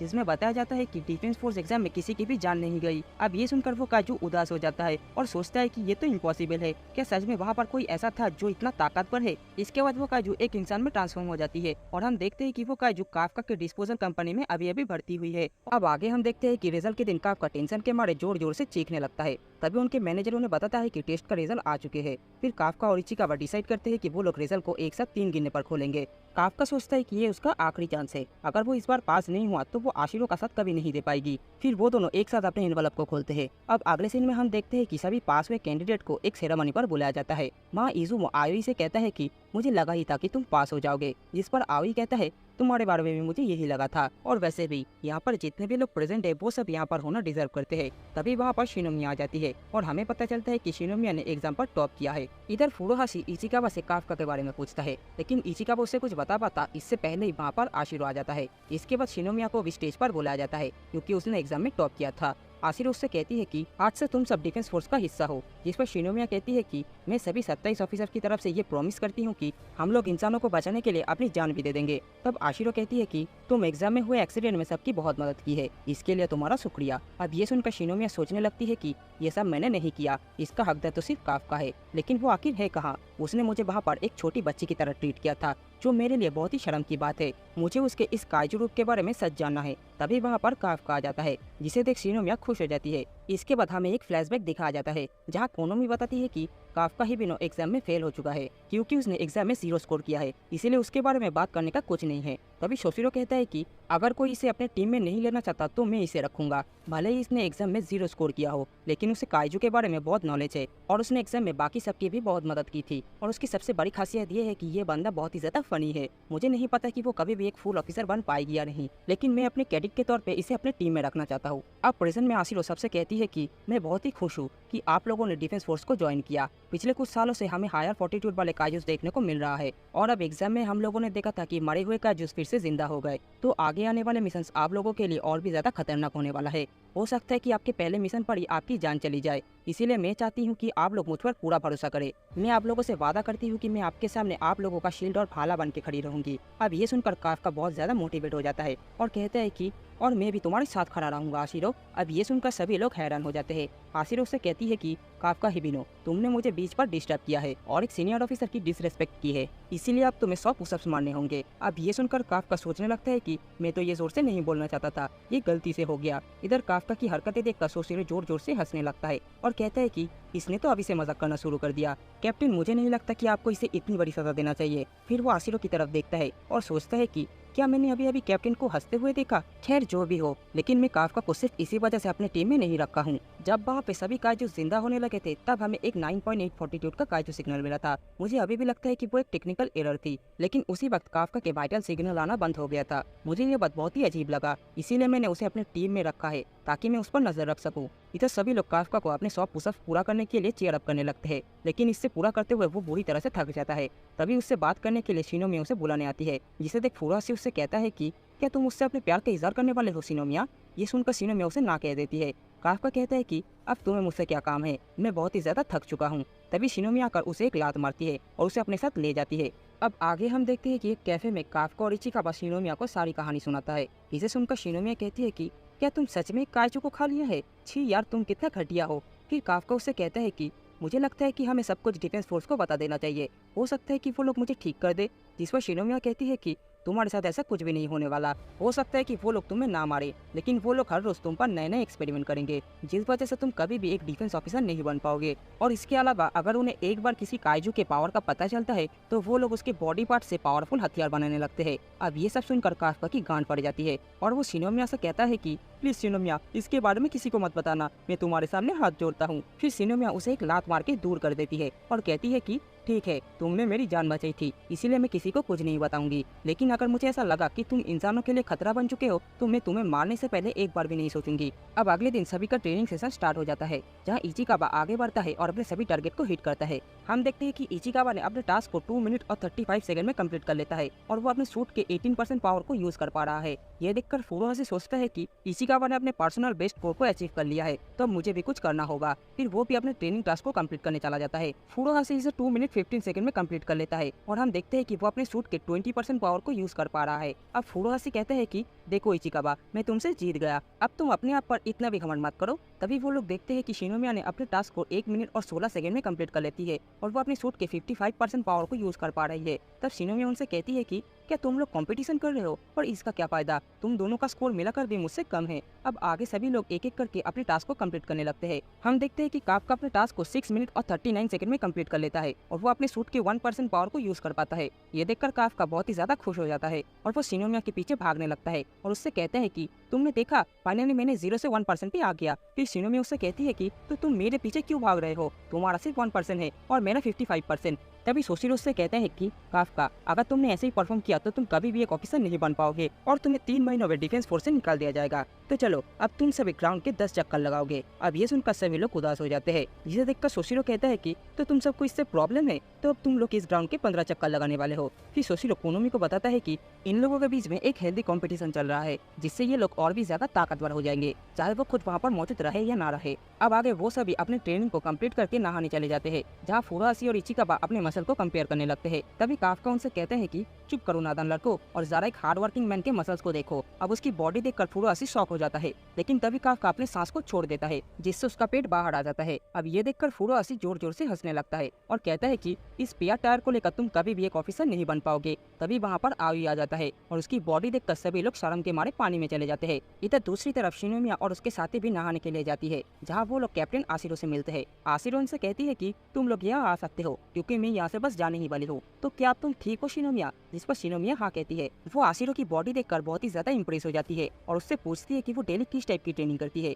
इस पर आशिरो से अपने साथ बेसिक ट्रेनिंग करने के लिए इन्वाइट करती है। इधर दूसरी तरफ फुरोहाशी सबको बताता है कि जब वो मिडिल स्कूल में था तब उस पर एक काइजू ने हमला कर दिया था और तब आशिरो ने उसकी जान बचाई थी, सिर्फ इसीलिए उसने डिफेंस फोर्स को ज्वाइन किया। आगे हम देखते हैं कि वहाँ पर जितने भी लोग थे वो सभी कैप्टन आशिरो को देखकर यहाँ पर आए हैं। फिर वो सभी मिलकर काफ्का को पूछता है कि आखिर उसने डिफेंस फोर्स को क्यों ज्वाइन किया, जिस पर काफ्का सबको बता देता है कि वो और आशिरो बचपन के दोस्त थे और वो दोनों एक दूसरे से प्रॉमिस किए थे और इसी वजह से वो डिफेंस फोर्स को ज्वाइन किया है। अब ये सुनकर सभी लोग शॉक हो जाते हैं, जिसका फायदा उठा के काफ्का वहाँ से चुपचाप निकलने लगता है, लेकिन तभी वो लोग काफ्का को वहाँ पर रोक लेते हैं और मजबूरन काफ्का को सारी कहानी उन्हें बताना पड़ता है। आगे हम देखते हैं कि गर्म पानी में बहुत देर तक रहने की वजह से वो सभी बेहोश हो जाते हैं। अब अगले दिन इन लोगों का ट्रेनिंग फिर से स्टार्ट हो जाता है, जहाँ वो लोग अलग अलग ट्रेनिंग एक्टिविटीज करने लगते हैं और साथ ही में अपने दोस्तों के साथ ढेर सारे मजे भी करने लगते हैं। आगे काफ्का ट्रेनिंग करने के बाद देर रात तक पढ़ाई करने लगता है और सोचता है कि मेरे पास अब ज्यादा टाइम नहीं बचा है, तो इसीलिए मुझे सबसे 2 गुना ज्यादा मेहनत करना होगा। तभी वहाँ पर वाइस कैप्टन सोशिरो आ जाता है। वो काफ्का से कहता है कि तो तुम यहाँ पर अपने बेस्ट देने की कोशिश कर रहे हो, है ना?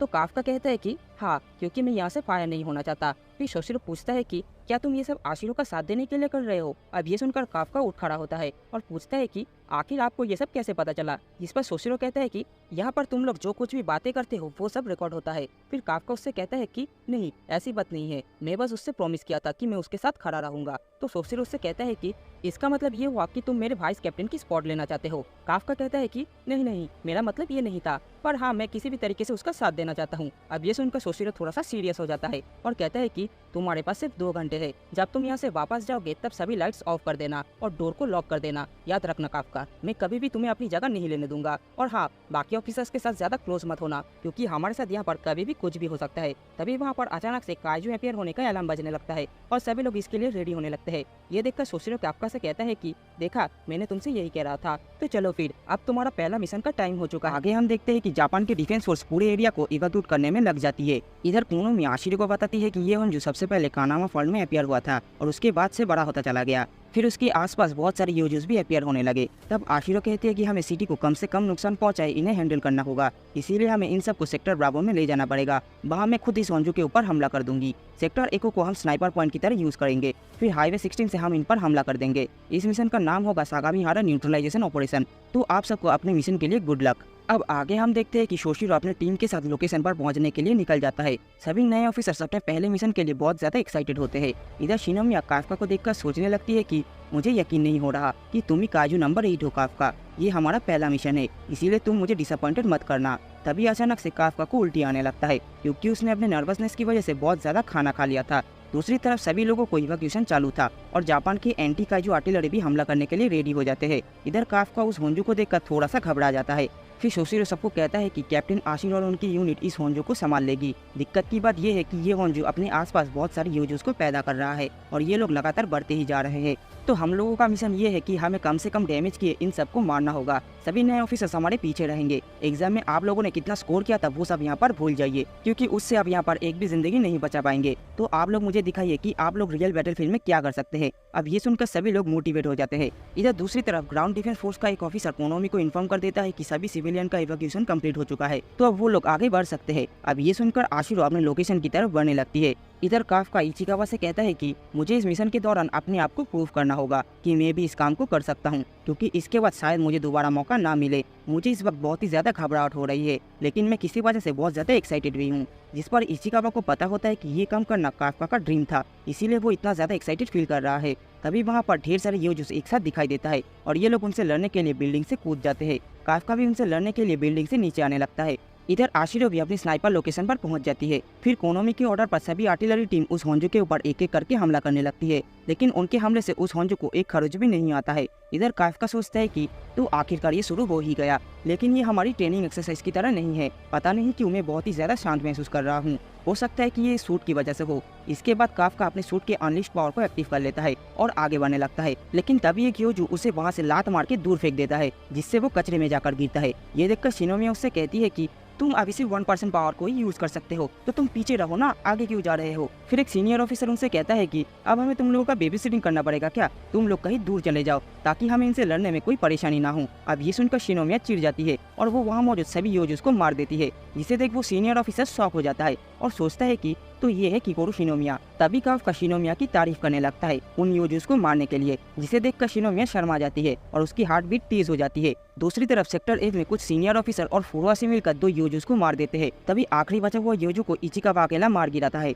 ये देखकर फुरुआशी शॉक हो जाता है। इचिकावा उसे बताता है कि उसने अपने गन के ब्लास्ट राउंड को फ्रीज राउंड में स्विच कर लिया है, क्योंकि इससे वो एनिमी को स्लो डाउन कर सकता है और ये उसकी फाइटिंग स्टाइल को भी मैच करता है। दूसरी ओर सेक्टर जे में आवी और इजुमो भी कमाल के फाइटिंग स्किल दिखाता है, जिसे देख वहाँ मौजूद सभी सीनियर ऑफिसर अपना सेल्फ कॉन्फिडेंस को लूज करने लगते हैं। उनके ग्रुप लीडर नाकानोशिमा कहती है कि वाइस कैप्टन शोशिरो ने उसे बताया था कि इस बार के ऑफिसर्स बहुत ही कमाल के हैं और उनकी एवरेज अनलिस्ट पावर भी पहले वालों से कई बेहतर है। इधर कोनोमी सबको अपडेट देता है कि सेक्टर 8 में सभी योजूस मारे गए हैं और फुरुआ से और इचिकावा ने सबसे ज्यादा योजूस को मारे हैं। ये देखकर काफ्का सोचता है कि सभी लोग इस मिशन के लिए बहुत ज्यादा मेहनत कर रहे हैं और वही मैं इन लोगों को धीमा कर रहा हूँ। क्या यहाँ पर कुछ ऐसा नहीं है जिससे मैं उन लोगों की मदद कर सकूं? तभी उसे याद आता है कि एक सीनियर ऑफिसर ने कहा था कि उन्हें अभी तक उन काइजूस की वीक पॉइंट नहीं मिला है। इसके बाद वो एक मरे हुए काइजू के पास चला जाता है और अपनी सूट की मदद से उस काइजू के डेड बॉडी को काट कर उसके अंदर घुस जाता है। वो अपनी काइजू नॉलेज की मदद से पता लगाता है कि ये योजू एक फंगस टाइप की है और इसका कोड इसके गर्दन के नीचे है। इसके बाद वो ये बात शोशिरो को बता देता है और उससे कहता है कि अगर उन लोगों ने साइड से इन योजूस की गर्दन पर हमला करेंगे तो इन्हें आसानी से मारा जा सकता है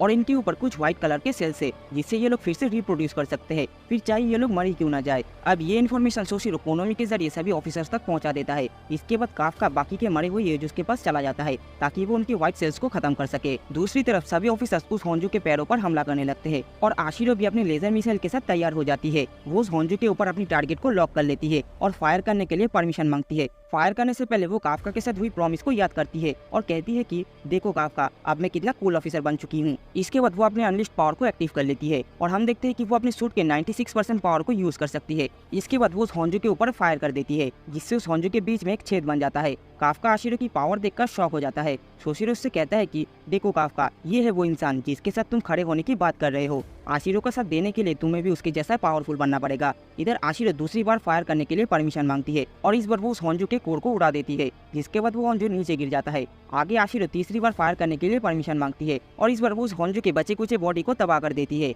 लेकिन इसके बाद वो फिर से फायर करने के लिए परमिशन मांगती है, जिसे सुनकर सभी लोग हैरान हो जाते हैं और उससे कहते हैं कि वो होंजो तो अब मर चुका है, तो उस पर हमला करने का क्या मतलब। जिस पर आशिरो कहती है कि तुम मुझे बस ऑर्डर दो। तब उसे 4th राउंड के लिए परमिशन दे दिया जाता है, जिसके बाद वो उस होंजो के चित्र उड़ा देती है। इधर आशिरो की पावर देखकर काफका बहुत ही ज्यादा इंप्रेस हो जाता है। तभी उसके पास वाइस कैप्टन शोशिरो आ जाता है और उससे कहता है कि तो क्या तुम गिव अप करने की सोच रहे हो? अगर तुम्हें उसका साथ देना है तो तुम्हें भी उसके जैसा पावरफुल बनना पड़ेगा। फिर काफका शोशिरो से पूछता है कि क्या आप भी ये सब कर सकते हो? जिस पर शोशिरो ना कहता है। वो काफका को बताता है कि लॉन्ग रेंज फाइट में उसकी अनलिस्ट पावर अच्छे से काम नहीं करता, लेकिन छोटे और मीडियम साइज के काइजू के मामले में वो आशिरो से भी ताकतवर है।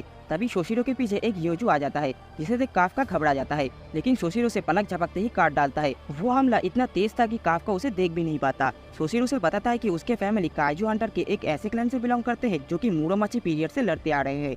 डिफेंस फोर्स की कैप्टन और वाइस कैप्टन सबसे ज्यादा इंपॉर्टेंट और पावरफुल होनी चाहिए, इसीलिए उन्हें खास हथियार दिया जाता है उनके फाइटिंग स्किल के अकॉर्डिंग। इसके बाद कोनोमी सबको बताता है कि होंजो अब मर चुका है। ये सुनकर शोशिरो काफका से कहता है कि देखो कैप्टन ने उस होंजो को मार दिया है, लेकिन दिक्कत ये है कि उसने अनगिनत यूजर्स को लगातार क्रिएट कर रहा है। इसके बाद शोशिरो अपने टीम को जल्दी जल्दी सभी यूजर्स को खत्म करने का ऑर्डर देता है। ये सुनकर सभी सीनियर ऑफिसर कहता है कि देखो बच्चों, अब तुम सबका काम खत्म हो चुका है और अब हम तुम्हें बताएंगे कि सिर्फ अनलिस्ट पावर से कुछ नहीं होता। ये सुनकर आवी और इजुमो चिढ़ जाता है और फिर सब ऑफिसर मिलकर उन यूजर्स को खत्म करने के लिए आगे बढ़ने लगते हैं। इधर कोनोमी देखता है कि सभी नए ऑफिसर्स अब थकने लगे हैं और उनके अनलिस्ट पावर भी अब धीरे धीरे कम होने लगता है। शोशिरो कहता है कि ये काफी बड़ा न्यूट्रलाइजेशन है उनके पहले मिशन के हिसाब से। अगर उन लोगों ने इसे पार कर लिया तो वो लोग एक अलग ही लेवल पर पहुंच जाएंगे। ज्यादातर ऑफिसर 20 या 30% पावर को अचीव करने के बाद अपने करियर को खत्म कर लेते हैं। वही दूसरी तरफ कुछ ही ऑफिसर्स होते हैं जो कि अपने कैप्टन या फिर वाइस कैप्टन की पोस्ट तक पहुंच पाते हैं। मुझे लगता है कि उनमें से शिनोमिया और इचिकावा वहां तक पहुंच सकते हैं। इधर फुरुहाशी इचिकावा को देखकर कहता है कि मैंने 5 साल टेक्निकल कॉलेज में ट्रेनिंग ली है, लेकिन फिर भी मैं उस बंदे का बराबरी नहीं कर पा रहा हूँ। इसके बाद वो दोनों फ्रंट लाइन से लड़ने के लिए आगे बढ़ने लगता है, लेकिन तभी उन्हें वहाँ पर एक काइजू डिस्पोजल कॉप दिखाई देता है। फुरुहाशी उससे कहता है कि यहाँ पर तुम क्या कर रहे हो? तुम्हें अलार्म नहीं सुना क्या? और वैसे भी अभी तुम लोगों की जरूरत नहीं है, तो तुम बाद में आना। तभी वो कॉप कहता है कि मैंने जो रिप्रोडक्टिव ऑर्गन इन पर यूज किया तब वो अब पूरी तरह से बर्बाद हो चुका है। आखिर उन्हें इसके बारे में पता कैसे चला? लगता है कि इनके पास कोई ऐसा है जिसे काइजू के बारे में सब पता है। तो क्या तुम लोगों को उसके बारे में कुछ पता है? तब यहाँ काफका और इचिकावा की पुरानी टीम अपनी बारी आने का इंतजार कर रहे होते हैं। तब एक पर्सन कहता है, क्या तुम्हें काफका और इचिकावा दिखाई दे रहे हैं? हम यहाँ से उन्हें नहीं देख पाएंगे, पर मैं इसे देखकर ये समझ पा रहा हूँ कि उन्होंने टोक्यो और कानागावा से सारी क्लीन अप कंपनीज को क्यों बुलाया है। तब उनका मैनेजर कहता है, आखिरकार वो नया बंदा कहाँ चला गया? लगता है वो फिर से बाथरूम में घुस गया है। तब यहाँ फुरुहाशी कहता है, आखिरकार तुम यहाँ पर कर क्या रहे हो? ये जगह खतरनाक है, तो जल्दी से यहाँ से निकल जाओ। और तभी काइजू नंबर 9 फुरुहाशी पर हमला कर देता है और इचिकावा उसे पीछे हटने के लिए कहता है, और इससे पहले फुरुहाशी कुछ रिएक्ट कर पाता और तभी काइजू नंबर 9 का हमला उसे टच कर जाता है। लगता है मैंने तुम्हारे दिल को मिस कर दिया है। लगता है इस फॉर्म में मैं अच्छे से निशाना नहीं लगा पा रहा हूँ। तो इचिकावा फुरुहाशी को साथ रहने के लिए कहता है ताकि वो अपने सूट की मदद से अपनी ब्लीडिंग को रोक सके। और तभी हम देखते हैं वो पर्सन एक काइजू में कन्वर्ट हो जाता है और इचिकावा सोचता है, सर के अलावा सिर्फ एक ही ऐसा काइजू है जो कि ह्यूमन फॉर्म में आ सकता है, और वो वही काइजू है जो एग्जाम में आया था। तो फुरुहाशी कहता है, लगता है ये वही काइजू है जिसने किकोरू को हराया था। तभी इचिकावा उसकी बात पर एग्री करता है, मैं यहाँ से खाली हाथ नहीं जाना चाहता,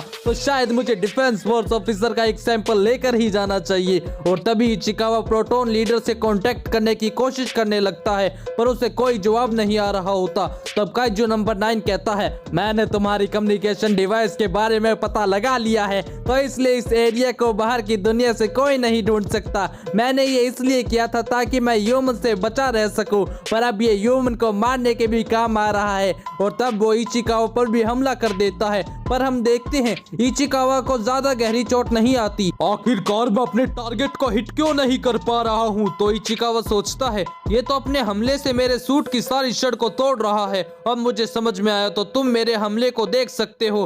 तब हमें एक फ्लैशबैक दिखाया जाता है जहाँ किकोरू कहती है, जब तुम उस काइजू के साथ लड़ोगे तब तुम्हें ऐसा लगेगा कि जैसे कि वो किसी तरह का कोई मैजिक यूज कर रहा है, पर उसकी फिंगर्स को थोड़ा ध्यान से देखना, तब तुम्हें पता चलेगा कि वो कब अटैक करने वाला है। और तब काइजू नंबर 9 फिर से इचिकावा पर हमला कर देता है, पर इस बार इचिकावा उस हमले को डॉज करने में कामयाब हो जाता है। तब काइजू नंबर 9 कहता है तो इसका मतलब मैं सही था, तुम इसे देख सकते हो। तब इचिकावा काइजू नंबर 9 पर हमला कर देता है और फुरुहाशी से कहता है यहाँ से चले जाओ और बैकअप को बुला लाओ। तब फुरुहाशी कहता है तुम्हें मुझे बचाने की कोई जरूरत नहीं है। और जैसे ही काइजू नंबर 9 उस पर हमला करता है हम देखते हैं इचिकावा उसे बचा लेता है और उसे फिर भी चोट लग जाती है। तो इचिकावा कहता है प्लीज फुरुहाशी जाओ। तब फुरुहाशी वहां से चला जाता है और इचिकावा सोचता है मैं बहुत ज्यादा डरा हुआ हूँ, इसके सामने तो किकोरू भी नहीं टिक पाए, तो आखिरकार मैं क्या कर लूंगा। और मैं कैसा डिफेंस ऑफिसर बनना चाहता हूँ जो कि अपने दोस्तों के लिए अपनी जान भी दांव पर लगा दे, तो इसलिए मुझे इससे लड़ना ही होगा। और तब वो काइजू नंबर 9 पर हमला करने लगता है और साथ ही साथ उसके हमलों से बचते हुए सोचता है कम से कम मुझे फुरुहाशी के लिए इतना टाइम तो निकालना ही होगा जितने टाइम में वो यहाँ से भाग सके। तब यहाँ फुरुहाशी भागते हुए सोचता है ये इचिकावा इस टाइम तो बिल्कुल अलग लग रहा है, आखिरकार ये कैसे हो रहा है, वो इस चीज से कैसे लड़ पा रहा है, मुझे इस चीज से बहुत ज्यादा नफरत है। तब हमें यहाँ फ्लैशबैक दिखाया जाता है जहाँ सुशीरो कहता है 20 पर से लेकर 30 पर तक एक ऐसा वक्त आएगा जब आप उससे ज्यादा अपनी कॉम्पैक्ट पावर को अनलीश कर पा रहे होगे और बहुत कम लोग ऐसे होते हैं जो यहाँ से आगे बढ़ पाते हैं, पर तुम सब में वो ताकत है जिससे कि तुम आगे निकल सकते हो। पर अगर तुम बस यही सोचते रहोगे कि तुम पास कर जाओगे और कभी एफर्ट नहीं करोगे तो आप कभी भी अपने आप से आगे नहीं निकल पाओगे। तब फुरुहाशी सोचता है मैं 2 हफ्तों से 20 पर ही खड़ा हूँ, जब मैं कैप्टन मीना से मिला था तब से मैं सिर्फ ताकतवर होने के बारे में ही सोच रहा हूँ, पर उसने मुझे ऐसे कैसे पीछे छोड़ दिया जैसे कि मैं कुछ भी नहीं हूँ और मुझे इस चीज से नफरत है। तब हम यहाँ देखते हैं काइजू नंबर 9 अचानक से इचिकावा के पास आ जाता है और कहता है लगता है तुम मेरे बारे में थोड़ी चीजें जानते हो, पर मुझे पूरा यकीन है कि तुम इसे मेरे नए हमले के बारे में बिल्कुल नहीं जानते होगे। और तब वो इचिकावा पर हमला कर देता है, पर हम देखते हैं फुरुहाशी उसे बचा लेता है और सोचता है मैं इचिकावा से नफरत नहीं करता हूँ बल्कि मैं खुद से नफरत करता हूँ, क्योंकि उस दिन से मैं बिल्कुल नहीं बदला। मैं एक ऐसा बंदा हूँ जिसे हमेशा कोई ना कोई बचाने के लिए चाहिए। और कहता है ध्यान से सुनो इचिकावा, तुम मुझे नहीं बचा रहे हो बल्कि मैं तुम्हें बचा रहा हूँ बेवकूफ। पर हम देखते हैं वो काफी जख्मी हो चुका होता है। तो काइजू नंबर 9 कहता है आखिरकार ये चल क्या रहा है। तो यहाँ इचिकावा कह रहा होता है तुम तो मदद लाने के लिए गए थे ना, चुप रहो, अगर मैं वापस ना आया होता तो तुम तो अभी तक मर चुके होते, तो तुम इसे बाहर निकलने में मदद कर रहे थे। पर ये तो पॉसिबल ही नहीं है क्योंकि यहाँ से कोई भी चीज मेरी परमिशन के बिना जा ही नहीं सकती। तुमने ये सुना ना इसने क्या कहा, तो इसका मतलब हमें इससे लड़ना ही होगा। तो चलो इसे साथ मिलकर हराते हैं। मैं इस टाइम अच्छे से परफॉर्म नहीं कर पाऊंगा, इसलिए मैं तुम्हें बैकअप देकर ओपनिंग क्रिएट करता हूं और तब तुम सही मौका देखकर उस पर हमला कर देना। तो चलो चले। और तब इचिकावा काइजू नंबर 9 की तरफ बढ़ने लगता है और फुरुहाशी काइजू नंबर 9 को एक इलेक्ट्रिक शॉक मारता है और कहता है तुम अकेले नहीं हो जो अलग तरह के ब्लास्ट का यूज कर सकते हो, इसकी वजह से तो मुझे मूव करने में मुश्किल हो रही है। तो लगता है मुझे सबसे पहले इस लड़के को ही खत्म करना चाहिए और उस पर हमला करने लगता है। तब फुरुहाशी सोचता है मुझे फोकस करना होगा, इसने पहले भी मुझ पर हमला किया है तो इसलिए अब मुझे इसकी टाइमिंग का ध्यान रखना होगा। और तब हम देखते हैं वो काइजू नंबर 9 के हमले को डॉज करने में कामयाब हो जाता है। तब काइजू नंबर 9 कहता है तो अब ये भी ये कर सकता है। तब फुरुहाशी काइजू नंबर 9 की लात के ऊपर एक इलेक्ट्रिक बुलेट मारता है और तभी इचिकावा अपने कॉम्पैक्ट सूट की फुल पावर को अनलीश करता है और सोचता है प्लीज गॉड सिर्फ इस वक्त के लिए मुझे किकोरू और कैप्टन मीना से ज्यादा ताकत दे दो। और तब वो काइजू नंबर 9 पर फुल पावर से हमला कर देता है और हम देखते हैं काइजू नंबर 9 ने अपने आप को बचाने के लिए काइजूस की लाशों का एक पूरा ढेर इकट्ठा कर लिया होता है, जिसकी वजह से इचिकावा की गोलियों से बच जाता है। और तभी वो उस काइजू की दीवार को फाड़ते हुए बाहर आकर कहता है तुम्हारे चेहरे से लग रहा है कि तुम अब फंस चुके हो।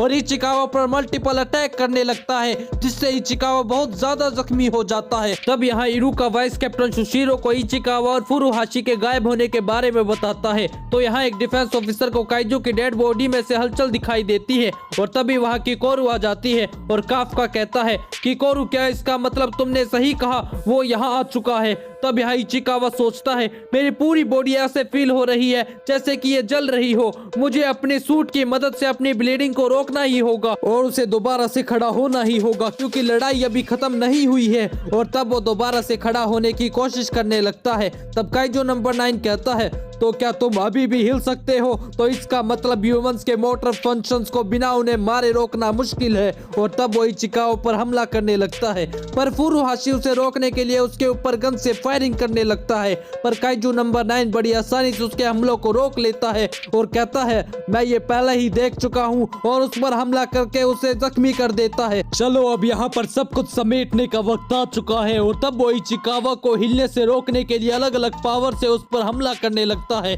तब फुरुहाशी सोचता है मेरे साथी मेरे सामने जख्मी हो रहा है, पर मैं फिर भी उसे बचाने के लिए कुछ नहीं कर पा रहा हूँ। मुझे ये एक्सेप्ट करना बहुत मुश्किल हो रहा है, पर इचिकावा सच में बहुत कमाल का है और वो एक दिन कैप्टन जरूर बनेगा, तो इसलिए मैं इसे यहाँ पर मरने नहीं दे सकता। और गन उठाकर काइजू नंबर 9 पर हमला करने लगता है, पर वो गन पहले से ही टूटी हुई होती है। तब काइजू नंबर 9 कहता है मैंने जो कुछ इसके साथ करना था वो मैं कर चुका हूँ, तो इसलिए अब मुझे तुम्हारी जरूरत नहीं है। और वो फुरुहाशी पर हमला करने लगता है। तब फुरुहाशी सोचता है प्लीज गॉड डीमन डेविल चाहे कोई भी आ जाओ मुझे कोई फर्क नहीं पड़ता, प्लीज आके इचिकावा को बचा लो, मेरे दोस्त को बचा लो। तो काइजू नंबर 9 कहता है तो चलो अब मर जाओ। तभी काफका कहता है यहाँ पे सिर्फ तुम मर रहे हो, और उसे एक जोरदार मुक्का मारता है। आखिरकार ये हुआ क्या? आखिरकार मैं अपनी बॉडी को कैसे देख पा रहा हूँ? ओ अच्छा, मेरा सिर तो धड़ से अलग हो चुका है, मुझे माफ कर दो इचिकावा, मैं लेट हो गया। तो इचिकावा सोचता है मैं बहुत ज्यादा कमजोर हूँ, मैं ये सब कुछ ऐसे होने नहीं देना चाहता था, पर फिर भी मेरी वजह से इन्हें ट्रांसफॉर्म होना ही पड़ा। तो फुरुहाशी दूसरे काइजू को देखकर हैरान हो जाता है। तब काइजू नंबर 9 कहता है तो तुम हो वो काइजू नंबर 8। तब काफका इचिकावा से कहता है मुझे माफ कर देना इचिकावा, पर लगता है यहाँ पर थोड़ा टाइम लगेगा, बस थोड़ा शांत रहो और अपने सूट की मदद से अपने जख्मों को धीरे धीरे सील कर लो। और इसके बारे में मैं लेक्चर देने वाला कौन होता हूँ, क्योंकि मैं तो ऐसा भी कर नहीं सकता। तभी इचिकावा काफका को ध्यान रखने के लिए कहता है और सोचता है मुझे पता है कि ये स्ट्रॉन्ग है, पर मुझे इस नए काइजू के बारे में अच्छी फीलिंग नहीं आ रही है। वैसे तो मैं गुस्सा तो नहीं हूँ, पर आखिरकार तुम एक काइजू के रास्ते में क्यों आ रहे हो? क्योंकि आफ्टर ऑल तुम भी एक काइजू हो, और हाँ जितना मैंने सोचा था तुम तो उससे भी ताकतवर निकले। मुझे तो तुम्हारी डेड बॉडी चाहिए ताकि मैं उसे यूज कर सकूं। और काफका पर हमला कर देता है। तो इचिकावा सोचता है मुझे यकीन नहीं हो रहा, इसने सर को उनके काइजू फॉर्म में भी चोट पहुंचा दी। तो तुम टफ हो, तो इसलिए अगर मुझे तुम्हें मारना है तो मुझे इन सब की जरूरत पड़ेगी। और तब फुरुहाशी सोचता है तो इसका मतलब ये हमारे साथ बस खेल खेल रहा था, ये वो चीजें हैं जिससे कि तुम इन पर बार बार हमला कर रहे थे। और तब काइजू नंबर 9 काफका पर दोबारा हमला कर देता है, पर हम देखते हैं काफका अपनी चीख की मदद से उसके हमलों को रोक देता है और उसके करीब जाकर उसे मुक्का मारने लगता है। तो काइजू नंबर 9 को कुछ समझ नहीं आ रहा होता, तो वो काइजूस की डेड बॉडीज को लाकर अपने सामने एक दीवार बना लेता है ताकि वो खुद को हील कर सके। पर काफका की एक झटके में ही उस दीवार को तोड़ देता है। और तब काइजू नंबर 9 सोचता है आखिरकार ये चीज क्या है, मुझे इसके हमलों से अपने आप को बचाना ही होगा, और मैं तो इसे रोक भी नहीं पा रहा हूँ। इसने तो मेरे डिफेंस को तोड़ दिया है, यहाँ पर कुछ गलत चल रहा है, इसने मुझे इतना डैमेज दे दिया है कि अब तो मैं रिपेयर भी नहीं हो पा रहा हूँ, मुझे यहाँ से भागना ही होगा। पर हम देखते हैं काफका उसके ऊपर इतनी तेजी से हमला कर रहा होता है कि उसे भागने का मौका भी नहीं मिल रहा होता, और कहता है तुम्हारा कोर तुम्हारे रिब केज के अंदर है ना, तो चलो अब अपने आप को तैयार कर लो, क्योंकि अब मैं तुम्हारे अंदर एक होल करने वाला हूँ। और तब काफका अपनी पूरी ताकत से उसे एक जोरदार पंच मारता है, जिससे वो बिल्डिंगों को तोड़ते हुए दूर जाकर गिरता है और उसका कोर दिखाई देने लगता है। तब काफका उसे खत्म करने के लिए उसके पास चला जाता है, और तभी वहां पर डिफेंस फोर्स के 2 ऑफिसर्स आ जाते हैं और काइजू नंबर 8 के बारे में सबको इन्फॉर्म करने लगते हैं। और यहाँ हम देखते हैं कि कोरू एक काइजू को एक रोड साइन की मदद से बीच में से चीर देती है और सोचती है आखिरकार वो कितना दूर चला गया है। तब हमें एक फ्लैशबैक दिखाया जाता है जहाँ की कोरू कहती है तो अब तुम इचिकावा और फुरुहाशी को ढूंढने जा रहे हो, पर हम तो उसे कम्युनिकेट भी नहीं कर पा रहे हैं और ना ही उनके वॉटल्स को डिटेक्ट कर पा रहे हैं, तो आखिरकार तुम उन्हें ढूंढोगे कैसे? तब काफका कहता है अगर वो लोग उस दूसरे काइजू के पास है तो मैं उस काइजू को सेंस करके उनके पास पहुंच सकता हूं, और वहां से चला जाता है। तब यहाँ सभी को काइजू नंबर 8 की लोकेशन के बारे में पता लग जाता है और सुशीरो न्यूट्रलाइजेशन यूनिट को वहाँ पर भेजने के लिए कहता है। तब हम यहाँ देखते हैं काफका उन ऑफिसर्स की वजह से डिस्ट्रैक्ट हो जाता है, जिस वजह से काइजू नंबर 9 हील होने में सक्सेसफुल हो जाता है और कहता है अब मुझे समझ में आ गया है कि आखिरकार तुम काम कैसे करते हो, तो इसलिए मैं तुम्हें अगली बार मार डालूंगा। और तभी वो डिफेंस फोर्स के ऑफिसर्स पर हमला कर देता है, पर काफका उन्हें बचा लेता है।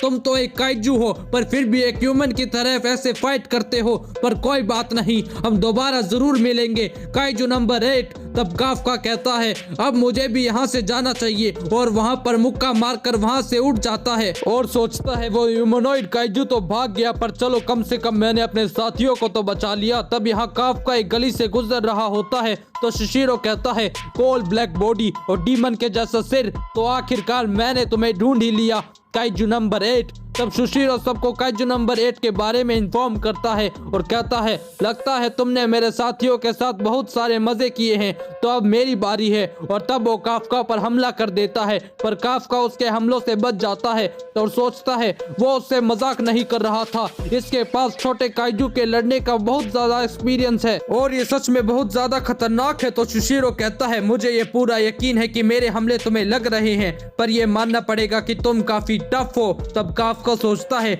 मैंने इन्हें हमेशा हंसते हुए देखा है, पर असल में वाइस कैप्टन सुशीरो ऐसे दिखते हैं जिस टाइम वो काइजू को मारने वाले होते हैं। तब कैप्टन सुशीरो अपने सूट की 92 पर पावर को अनलीश कर देते हैं और कहते हैं तो अब मैं काइजू नंबर 8 को न्यूट्रलाइज करूंगा। हम देखते हैं सुशीरो अपने सूट की 92 पर पावर को अनलीश कर लेता है। तब काफका सोचता है आखिरकार अब मैं क्या करूं, मैं अपने मुक्कों को वाइस कैप्टन सुशीरो के ऊपर इस्तेमाल नहीं कर सकता। और तब सुशीरो काफका पर हमला कर देता है और उसकी तलवार काफका को जख्म देने में कामयाब हो जाती है। अगर मैं इनसे नहीं लड़ूंगा तो ये तो मुझे मार ही डालेंगे। और तब सुशीरो फिर से काफका पर हमला कर देता है और काफका उसके हमलों से बच रहा होता है।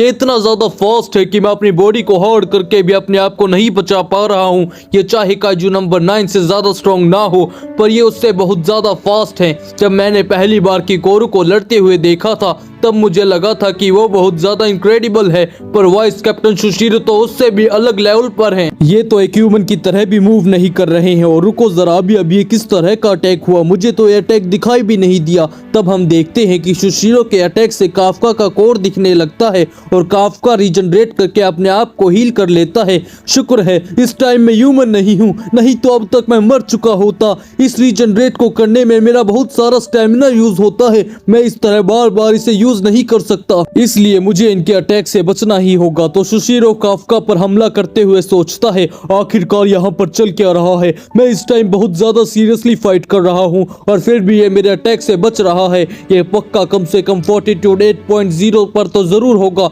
जिस वजह से हम इसे दाई काइजू कह सकते हैं। पर आखिरकार मुझे इस लड़ाई से अजीब सी फीलिंग क्यों आ रही है और इससे कोई फर्क नहीं पड़ता। और तब हम देखते हैं सुशीरो अपने सूट की पावर को इकट्ठा करने लगता है और काफका पर हमला कर देता है और काफका उसके हमले से बच जाता है। ये तो वही इनविजिबल स्लैशेस हैं और ये क्या, इन्होंने तो डबल अटैक करके मेरी एक टांग भी काट दी है। पर रुको जरा, ये तो मेरे करीब आकर मुझ पर एक और अटैक करने वाले हैं। और तब हम देखते हैं सुशीरो काफका के कोर पर हमला कर देता है, पर काफका अपनी बॉडी को ट्रांसफॉर्म करके उसकी तलवार को पकड़ लेता है। ये तो बहुत करीबी मामला था, मैंने जितना सोचा था ये तो उससे भी ताकतवर है। पर शुक्र है मुझे ये आइडिया हो गया था कि ये मेरे कोर पर ही अटैक करेंगे, क्योंकि उन्होंने उसे एक बार देख लिया था। और तब काफका अपनी पावर को इकट्ठा करके सुशीरो के ब्लेड पर एक जोरदार मुक्का मारता है, जिससे सुशीरो दूर जाकर गिरता है और काफका वहां से गायब हो जाता है। तो सुशीरो काफका के वहां से भाग जाने के बारे में सबको इन्फॉर्म कर देता है। तब काफका कहता है माफ करना, लगता है मैंने तुम्हें काफी परेशान कर दिया, तुम मेरे बारे में चिंता कर रही होगी। आखिर मैं तुम्हारे बारे में चिंता क्यों करने लगी, मेरे पास और भी बहुत ज्यादा काम है। तभी काफका नीचे गिरने लगता है, पर किकोरू उसे संभाल लेती है। माफ करना, मैंने उस काइजू को भागने दिया जिसने तुम्हें चोट पहुंचाई थी, उसकी फिक्र मत करो, मैं उसे खुद अपने हाथों से मारूंगी। रुको, अब आखिरकार तुम कहाँ जा रहे हो? इचिकावा और फुरुहाशी बहुत ज्यादा इंजर्ड थे, तो मुझे उन्हें देखने जाना चाहिए। लेकिन तभी किकोरू उसे पकड़ लेती है। वैसे अगर तुम वहाँ पर चले भी गए तो क्या कर लोगे, पर तुम चिंता मत करो, डिफेंस फोर्स के फास्ट रीजनरेशन की टेक्निक है, तो इसलिए वो उन्हें कुछ नहीं होने देंगे। पर यहाँ पर तुम्हें खुद के बारे में चिंता करनी चाहिए, तुम्हें सिर्फ बाकी ऑफिसर्स ने ही नहीं देखा, बल्कि तुम्हें तो वाइस कैप्टन शुशिरो ने देख लिया है। तुम्हें पता है ना वो कितने खतरनाक हैं, और वो किसी न किसी दिन तुम तक पहुंचने का रास्ता जरूर ढूंढ लेंगे। तब हम यहाँ देखते हैं शुशिरो बहुत ज्यादा शांत बैठा होता है। तब मीना कहती है, तुम्हें इस तरह उदास देखना तो बहुत ज्यादा रेयर बात है। मुझे तो इस चीज की फोटो खींच लेनी चाहिए ताकि मैं इसे याद रख सकूं।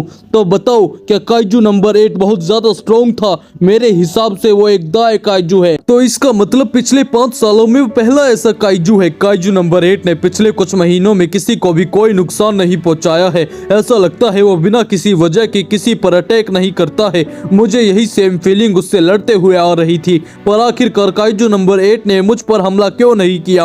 वो उस टाइम जिस तरह मूव कर रहा था, उस टाइम ऐसा लग रहा था जैसे कि वो एक काइजू नहीं बल्कि एक ह्यूमन हो। तुम जाकर थोड़ा आराम करो और मैं इस चीज को संभालती हूँ। वो चाहे जिस मर्जी टाइप का काइजू हो, पर हमारी जॉब उसे न्यूट्रलाइज करना है। तो शुशिरो इस बात के लिए मान जाता है। तब रियो उन दोनों को कांटेक्ट करता है और कहता है, मुझे अभी अभी एक चीज पता चली है। जिस काइजू ने फुरुहाशी और इचिकावा पर हमला किया था, वो वही ह्यूमनॉइड काइजू था जिसने एग्जाम साइट पर हमला किया था।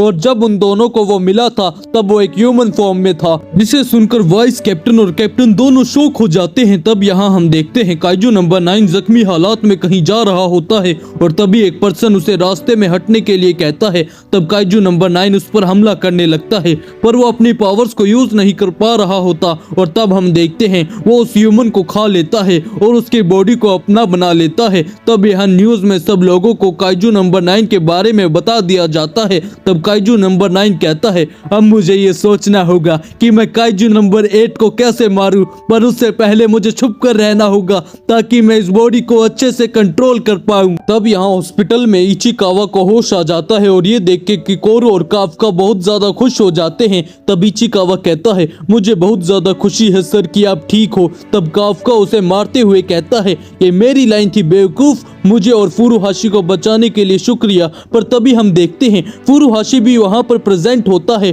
और कहता है, आखिरकार तुम इस बूढ़े आदमी को क्यों थैंक यू कह रहे हो? हमें तो काइजू नंबर 8 ने बचाया था ना। तब उसे देखकर इचिकावा शॉक हो जाता है। तब किकोरू कहती है, वो काफका को इसलिए थैंक यू कह रहा था क्योंकि इसी ने काइजू के रिप्रोडक्टिव ऑर्गन का पता लगाया था, और इसी की वजह से हम उसके कोर को डिटेक्ट कर पाए थे। तब फुरुहाशी कहता है, तुमने सही कहा, थैंक यू बूढ़े आदमी, पर मुझे ये नहीं समझ में आ रहा कि आखिरकार उस काइजू ने हमें क्यों बचाया। पर मानना पड़ेगा वो काइजू सच में स्ट्रॉन्ग था। उसने इतनी तेजी से मुक्का मारा कि काइजू नंबर 9 का तो सिर ही उड़ गया। वो तो सच में बहुत कूल है, काश तुम लोगों ने भी उसे देखा होता। तब काफका ये सुनकर ब्लश करने लगता है और किकोरू उसे फेस बनाने के लिए मारने लगती है। तब हम यहाँ देखते हैं रात को सभी लोग फुरुहाशी और इचिकावा के वापस आने पर उन्हें कांग्रेचुलेशन करते हैं। और तब इचिकावा कहता है, आखिरकार ये क्या है? ये हमारे पहले मिशन की सक्सेसफुल होने की पार्टी है।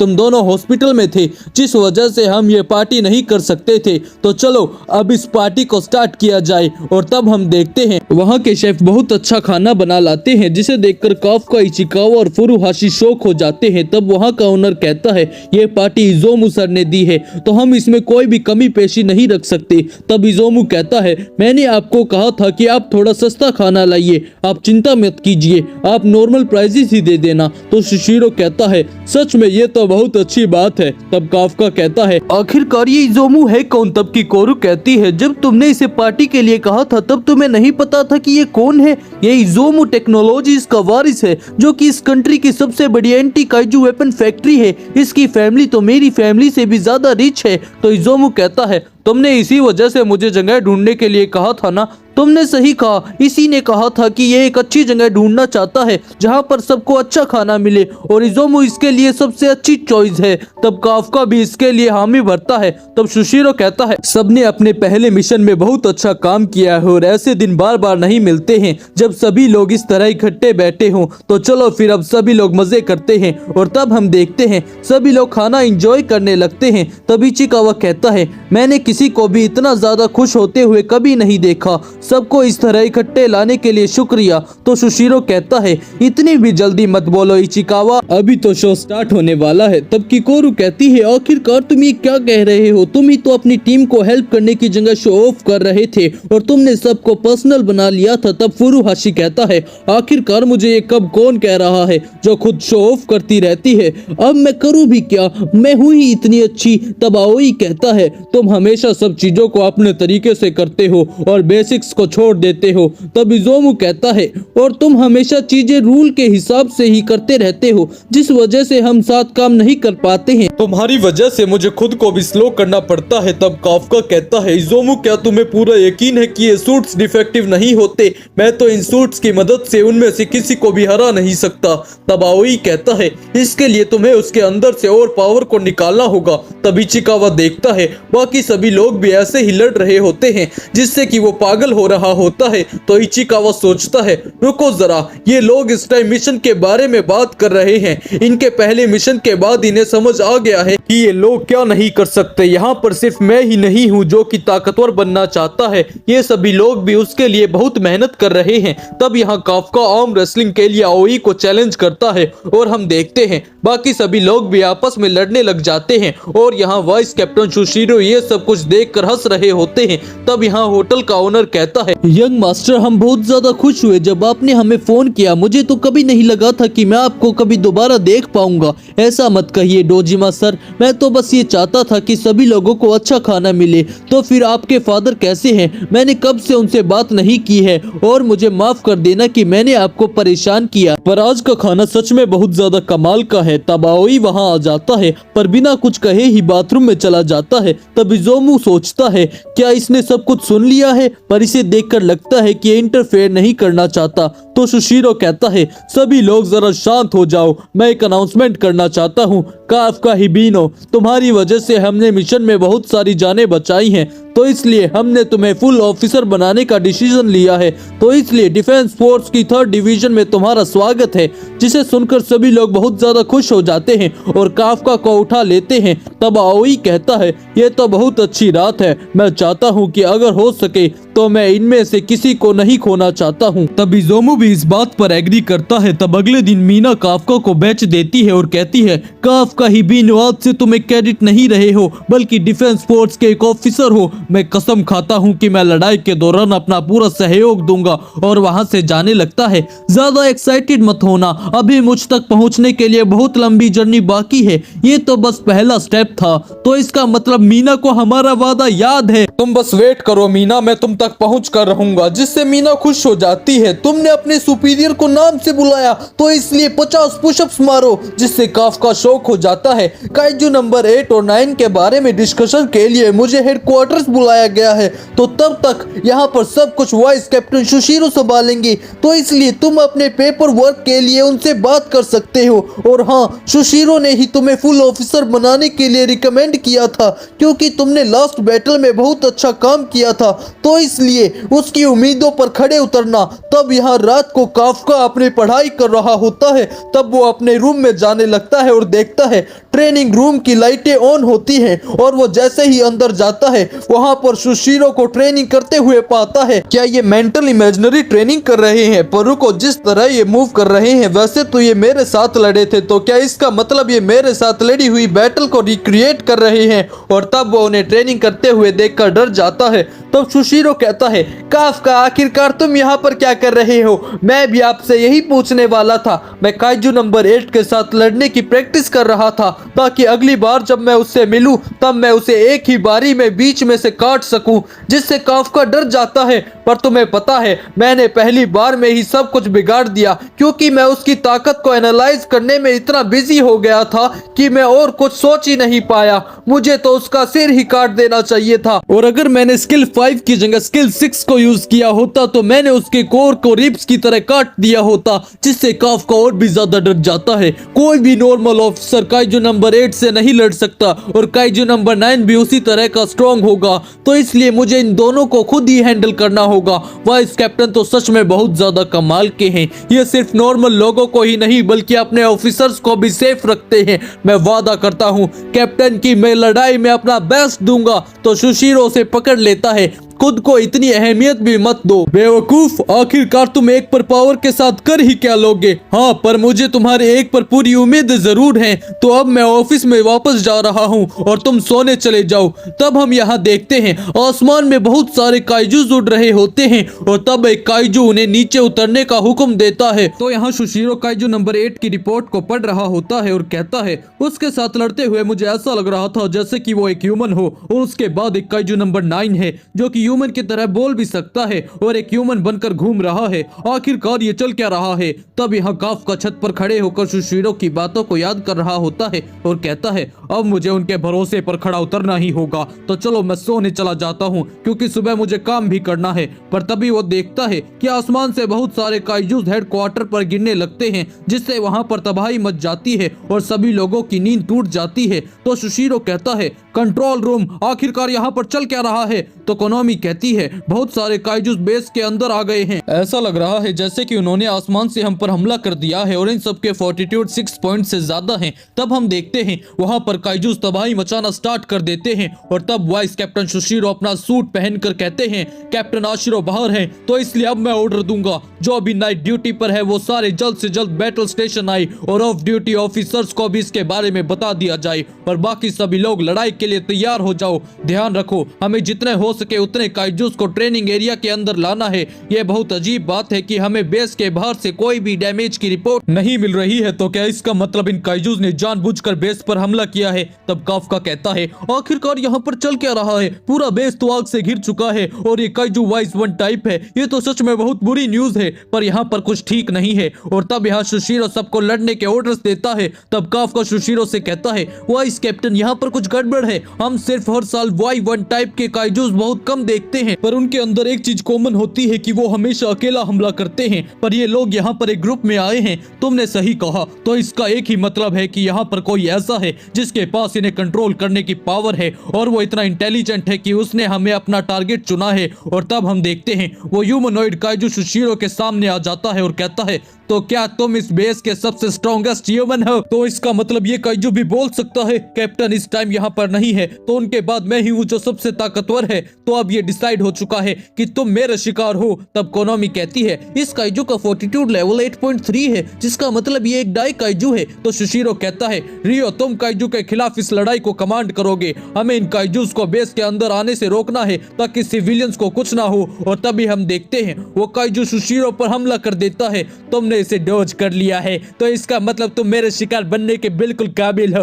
और फिर से सुशीरो पर हमला कर देता है, पर सुशीरो उसके हमले से बच जाता है और कहता है इस काइजू को मैं संभाल लूंगा। तो चलो अब वक्त हो गया है तुम्हारे मरने का। और तब वो सभी काइजूस को हमला करने का सिग्नल देता है। तो सुशीरो कहता है तो इसका मतलब ये सारे काइजूस इसके ऑर्डर को सुन रहे हैं, ये तो सच में प्लानिंग करके आए हैं। पर तभी वो काइजू सुशीरो पर हमला कर देता है, पर सुशीरो उसे डॉज करने में कामयाब हो जाता है और सोचता है इसके पंचेस तो ऐसे हैं जैसे कि कोई मीटियोर स्ट्राइक कर रहा हो, अगर ये मुझे छू भी गए तो मैं मारा जाऊंगा। और तब वो भी अपनी तलवारों को निकाल लेता है और तब वो दोनों लड़ना स्टार्ट कर देते हैं। तो सुशीरो सोचता है इसकी स्किन तो काइजू नंबर 8 से भी ज्यादा टफ है। तो यहाँ रियो और उसकी टीम दूसरे काइजू पर फायरिंग करना स्टार्ट कर देती है, पर हम देखते हैं उन गोलियों का उन पर कोई असर नहीं होता। तब रियो सबको पीछे हटने के लिए कहता है और उन्हें अपनी गोलियों को बदलने के लिए कहता है। तब काफ्का कहता है इन पर सामने से हमला मत करना, तुम लोगों को इनके पीछे से हमला करना चाहिए। ये वही सेम टाइप के काइजूस हैं जो कि 03 के टाइम रिपोर्ट में लिखे गए थे।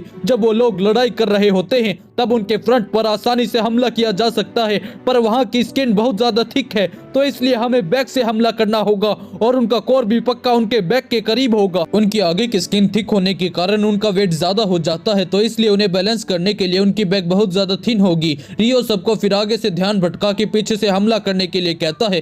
तब यहाँ आओई और इज़ोमू एक काइजू से लड़ने चले जाते हैं, जहाँ आओई काइजू को आगे से ध्यान भटका रहा होता है और इज़ोमू उसके पीछे चला जाता है। पर जैसे ही उस पर हमला करने लगता है वैसे ही हम देखते हैं काइजू आकर इज़ोमू पर हमला कर देता है, पर इज़ोमू उसके हमले से बच जाता है और सोचता है मुझे यकीन नहीं हो रहा कि ये काइजूस इकट्ठे काम कर रहे हैं, और तब वो सबको इसके बारे में बताने लगते हैं और हम देखते हैं सभी जगह ये हो रहा होता है। तब इज़ोमु सोचता है आखिरकार अब हम क्या करें, इस तरह तो हम इनके पीछे से हमला नहीं कर सकते। तब किकोरू कहती है मेरे पास एक और रास्ता है। तब फुरुहाशी कहता है आखिरकार तुम्हारा कहने का मतलब क्या है। तब हम देखते हैं किकोरू भागते हुए काइजू के पास चली जाती है और कहती है अगर हमारे पास कोई और रास्ता नहीं है तो मैं अपनी पावर को यूज करके इनके फ्रंट आर्मर को तोड़ दूंगी। तब हमें एक फ्लैशबैक को दिखाया जाता है जहां पर किकोरू को एक कस्टम वेपन दिया जाता है। तो किकोरू कहती है पर मुझे तो लगा था कि कस्टम वेपन सिर्फ कैप्टन्स को दिए जाते हैं। तो शुशिरो कहता है तुमने सही कहा, पर हमने डिसाइड किया है कि तुम्हारे लिए एक एक्सेप्शन हो सकता है। तो मीना कहती है फोर्टिट्यूड लेवल और काइजू नंबर बढ़ रहे हैं, और क्योंकि तुम हमारे बाद इस बेस की तीसरी सबसे पावरफुल ऑफिसर हो तो इसलिए हम तुम्हें मेन फोर्स का पार्ट बना रहे हैं। तो किकोरू अब तुम कैप्टन और वाइस कैप्टन के बाद तीसरी सबसे स्ट्रॉन्गेस्ट वेपन होल्डर हो, तो अब काइजूस को मारना तुम्हारी जॉब है। तो यहाँ किकोरू अपने नए वेपन को पकड़ कर कहती है ये प्रोटोटाइप होने के बावजूद भी काफी दमदार है, पर मुझे इसके बारे में एक चीज पसंद नहीं आई कि ये वेपन मुझे बिल्कुल भी सूट नहीं करता है। और हाँ काइजूस, अब जब मैं बैटल ग्राउंड में हूँ तो तुम्हारे यहाँ पर रहने की कोई गुंजाइश नहीं है। और तब एक काइजू किकोरू पर हमला कर देता है, पर किकोरू उससे बचकर उस पर हमला करने लगती है और सोचती है ये वेपन उस होंजू के यूनी ऑर्गन से बना है जिसे 2 साल पहले शिनिगावा में न्यूट्रलाइज किया गया था। तो इसका ये पहला हमला है। ये हमला करने से पहले अपने पीछे एक शॉक वेव क्रिएट करता है, और तब हम देखते हैं उस एक्स की मदद से वो उस काइजू को बीच में से काट देती है। पर तभी दूसरा काइजू किकोरू पर हमला कर देता है, तो किकोरू उस एक्स के दूसरे अटैक से एक शॉक वेव क्रिएट करती है, जिससे हम देखते हैं कि वो एक्स उस काइजू को टच भी नहीं होती, पर फिर भी उसकी शॉक वेव के जरिए वो काइजू बीच में से फट जाता है, जिसे देखकर फुरुहाशी और इचिकावा दोनों शॉक हो जाते हैं। तो इचिकावा कहता है आखिरकार तुम्हारा मतलब क्या था कि तुम्हें यह सूट नहीं करता, ये तुम्हारी एग्रेसिव पर्सनैलिटी पर पूरा सूट कर रहा है। और तब किकोरू देखती है एक काइजू हवा में उड़ रहा होता है और इचिकावा उसे अपनी फ्रीजिंग बुलेट से नीचे गिरा देता है और कहता है जरा ध्यान रखो किकोरू, ये लोग आसमान से भी हमला कर रहे हैं। और तब वो काइजू फिर से उड़ने की कोशिश करने लगता है, पर इचिकावा उसे फिर से फ्रीज कर देता है। तो किकोरू सोचती है मुझे यकीन नहीं हो रहा कि ये इतने स्ट्रॉन्ग काइजू से भी इतनी आसानी से लड़ सकता है, इसलिए तो मुझे इम्प्रेस कर दिया है। तब किकोरू इचिकावा की मदद से उस काइजू का सिर काट देती है और कहती है इचिकावा तुम मेरी मदद कर सकते हो, पर ये तभी हो सकता है अगर तुम मेरे स्केल जितना लड़ सको। तो चलो फिर अब लड़ाई के मैदान में दुश्मनों को ढूंढते हैं। तब इज़ोमु कहता है क्या तुमने ये सुना? अब आओई कहता है ये 2 लोगों की गोरिल्ला स्क्वाड है, हम इन दोनों को अपने आप से आगे निकलने नहीं दे सकते, तो इसलिए हमें भी उन एनिमीज पर पीछे से हमला करना होगा। और तब शुशिरो सोचता है कि कोरू अपना काम बहुत अच्छे से कर रही है और अब बस ये काइजू ही बचा है। और तब हम देखते हैं वो काइजू शुशिरो पर हमला कर देता है और शुशिरो बार बार उसके हमलों से बच रहा होता है और सोचता है ये सिर्फ ताकतवर ही नहीं है बल्कि ये इस लड़ाई को एंजॉय भी कर रहा है। और तब वो काइजू फिर से शुशिरो पर हमला कर देता है और शुशिरो उसके हमलों से बचकर कोनोमी को ट्रेनिंग एरिया का गेट खोलने के लिए कहता है और सोचता है ये जिस तरह लड़ाई के मजे ले रहा है इस तरह के इमोशंस तो इसके अंदर होने ही नहीं चाहिए थे। तब वो काइजूस ट्रेनिंग गेट के अंदर आ जाता है और कहता है जिस तरह तुम लड़ते हो उस तरह बहुत से काइजूस नहीं लड़ सकते, तो इसलिए मैं तुम्हें खाने के लिए और इंतजार नहीं कर सकता, और जैसे मैं तुम्हें खा लूंगा वैसे ही मैं और भी ज्यादा ताकतवर बन जाऊंगा। और तभी वह शुशिरो पर हमला कर देता है जिससे शुशिरो दूर जाकर गिरता है, पर हम देखते हैं शुशिरो ने उसका एक हाथ काट दिया होता है। तो शुशिरो कहता है मुझे माफ कर देना कोनोमी, ये एक इमरजेंसी है तो इसलिए मैं इस चीज के लिए परमिशन नहीं ले रहा हूँ। इस ट्रेनिंग ग्राउंड में बाकी ऑफिसर जख्मी नहीं हो सकते, तो इसलिए मैं अपने पूरे पोटेंशियल को यूज कर सकता हूँ। और तब हम देखते हैं शुशिरो अपने सूट की 92 पर पावर को अनलीश कर लेता है। तब हम यहाँ देखते हैं एक लड़की नीचे गिर जाती है और उसके ऊपर एक काइजू हमला करने वाला होता है। तब काफका सोचता है मैं इतनी जल्दी वहां तक नहीं पहुंच पाऊंगा, पर अगर मैं अपने पैरों को ट्रांसफॉर्म कर दूं तो मैं उसे बचा सकता हूं। और तब हम यहाँ देखते हैं वो अपने पैरों को ट्रांसफॉर्म करके उस लड़की को बचा लेता है और वो कहता है क्या तुम ठीक हो मिनासे? लगता है आपने अपने सूट की पावर को यूज करना सीख लिया है, अब मैं एक फुल ऑफिसर हूँ तो मैं इतना तो कर ही सकता हूँ। और तब हम देखते हैं वो काइजू फिर से उन पर हमला करने लगता है, पर किकोरू आकर उन्हें बचा लेती है और कहती है मैं और इचिकावा यहाँ के काइजूस को संभालते हैं और तुम दोनों जाकर जख्मी लोगों की मदद करो। तो इचिकावा कहता है सर आप कोई भी खतरा मोल मत लेना, अब आप फुल ऑफिसर हैं तो प्लीज अपने साथियों पर भरोसा रखना। और तब हम देखते हैं वहां पर और भी ऑफिसर्स आकर किकोरू और इचिकावा की मदद करने लगते हैं। तब काफका कहता है आखिरकार इन लोगों ने एक साथ काम करना कब सीख लिया। और तब हम देखते हैं सीनियर ऑफिसर्स भी वहां आ जाते हैं और बाकी रिइंफोर्समेंट भी वहां आ जाती है। तब काफका कहता है ये तो बहुत अच्छी बात है, हम बिना कैप्टन के भी इस लड़ाई को अच्छे से लड़ पा रहे हैं, तो इसलिए चलो मिनासे जख्मियों की मदद की जाए। ये सिर्फ इचिकावा और किकोरू की बात नहीं है, यहाँ के सभी लोग बहुत कमाल के हैं, तो ये है 3rd डिवीजन की असली पावर। तो यहाँ सुशीरो कहता है तुमने गलत लोगों से पंगा लिया है, क्योंकि हम लोग इस लड़ाई को जरूर जीतेंगे। और तब वो दोनों फिर से लड़ना स्टार्ट कर देते हैं। तब वो काइजू कहता है तुम तो वही सेम अटैक यूज कर रहे हो जिससे कि तुमने मेरी एक बाजू को काटा था। तुम मेरे एक्सोस्केलेटन के छोटे छोटे गैप्स को टारगेट कर रहे हो और अब तो इसमें मजा भी नहीं आ रहा है। अब जब मुझे समझ में आ गया है कि तुम कहां पर हमला करने वाले हो तो तुम्हें हराना मेरे बाएं हाथों का खेल है। पर तभी हम देखते हैं सुशीरो उस काइजू की चेस्ट पर कट मार देता है और तब जैसे ही वो काइजू फिर से सुशीरो पर हमला करने लगता है वैसे ही सुशीरो उसके बाजू काट कर उसके बाकी हिस्सों को भी काट देता है और उसके सिर को भी धड़ से अलग कर देता है। तब वो काइजू कहता है तब मेरे गैप्स पर अटैक करना बस एक डाइवर्जन था। और तब हम देखते हैं वो काइजू बहुत जल्दी ही रीजनरेट कर लेता है और वो दोनों अपनी पूरी ताकत से एक दूसरे के साथ लड़ना स्टार्ट कर देते हैं। पर तभी सुशीरो अपने अटैक से उसकी बाजू के टुकड़े टुकड़े कर देता है और उसके बैक पर एक कट लगाने के कारण उसका कोर दिखाई देने लगता है। तो सुशीरो कहता है मैंने जितना सोचा था तुम्हारा कोर तो उससे भी बहुत ज्यादा छोटा है और उस पर हमला कर देता है, जिससे वो काइजू बीच में से कट जाता है। तो सभी लोग उस काइजू को हारता हुआ देखकर बहुत ज्यादा खुश हो जाते हैं। तो सुशीरो कहता है अभी ये खत्म नहीं हुआ है। तो यहाँ काफका को कुछ महसूस होने लगता है और वो सोचता है आखिरकार ये हो क्या रहा है, इस टाइम तो मैं ट्रांसफॉर्म्ड भी नहीं हूँ, तो आखिरकार मेरी डिटेक्शन एबिलिटी एक्टिवेट क्यों हो गई है, आखिरकार वाइस कैप्टन के साथ चल क्या रहा है। और तब हम देखते हैं वो काइजू ट्रांसफॉर्म होकर बहुत बड़ा हो जाता है। तो सुशीरो कहता है इसने अपने कोर की पोजीशन को चेंज कर लिया है, इसका मतलब मैं इसके कोर को पूरी तरह से काट नहीं पाया था। और तब वो काइजू आसपास स्टीम फेंकने लगता है और सुशीरो उससे बचकर बाहर आ जाता है। तब कोनामी कहती है हीट के साथ साथ इसका फोर्टिट्यूड भी बढ़ता जा रहा है और अब इसका फोर्टिट्यूड 99.0 है। और अब यहाँ हम देखते हैं वो काइजू जोर जोर से चिल्लाने लगता है और इसी के साथ ये एपिसोड खत्म हो जाता है। तो दोस्तों आपको एपिसोड कैसा लगा हमें कमेंट में जरूर बताना।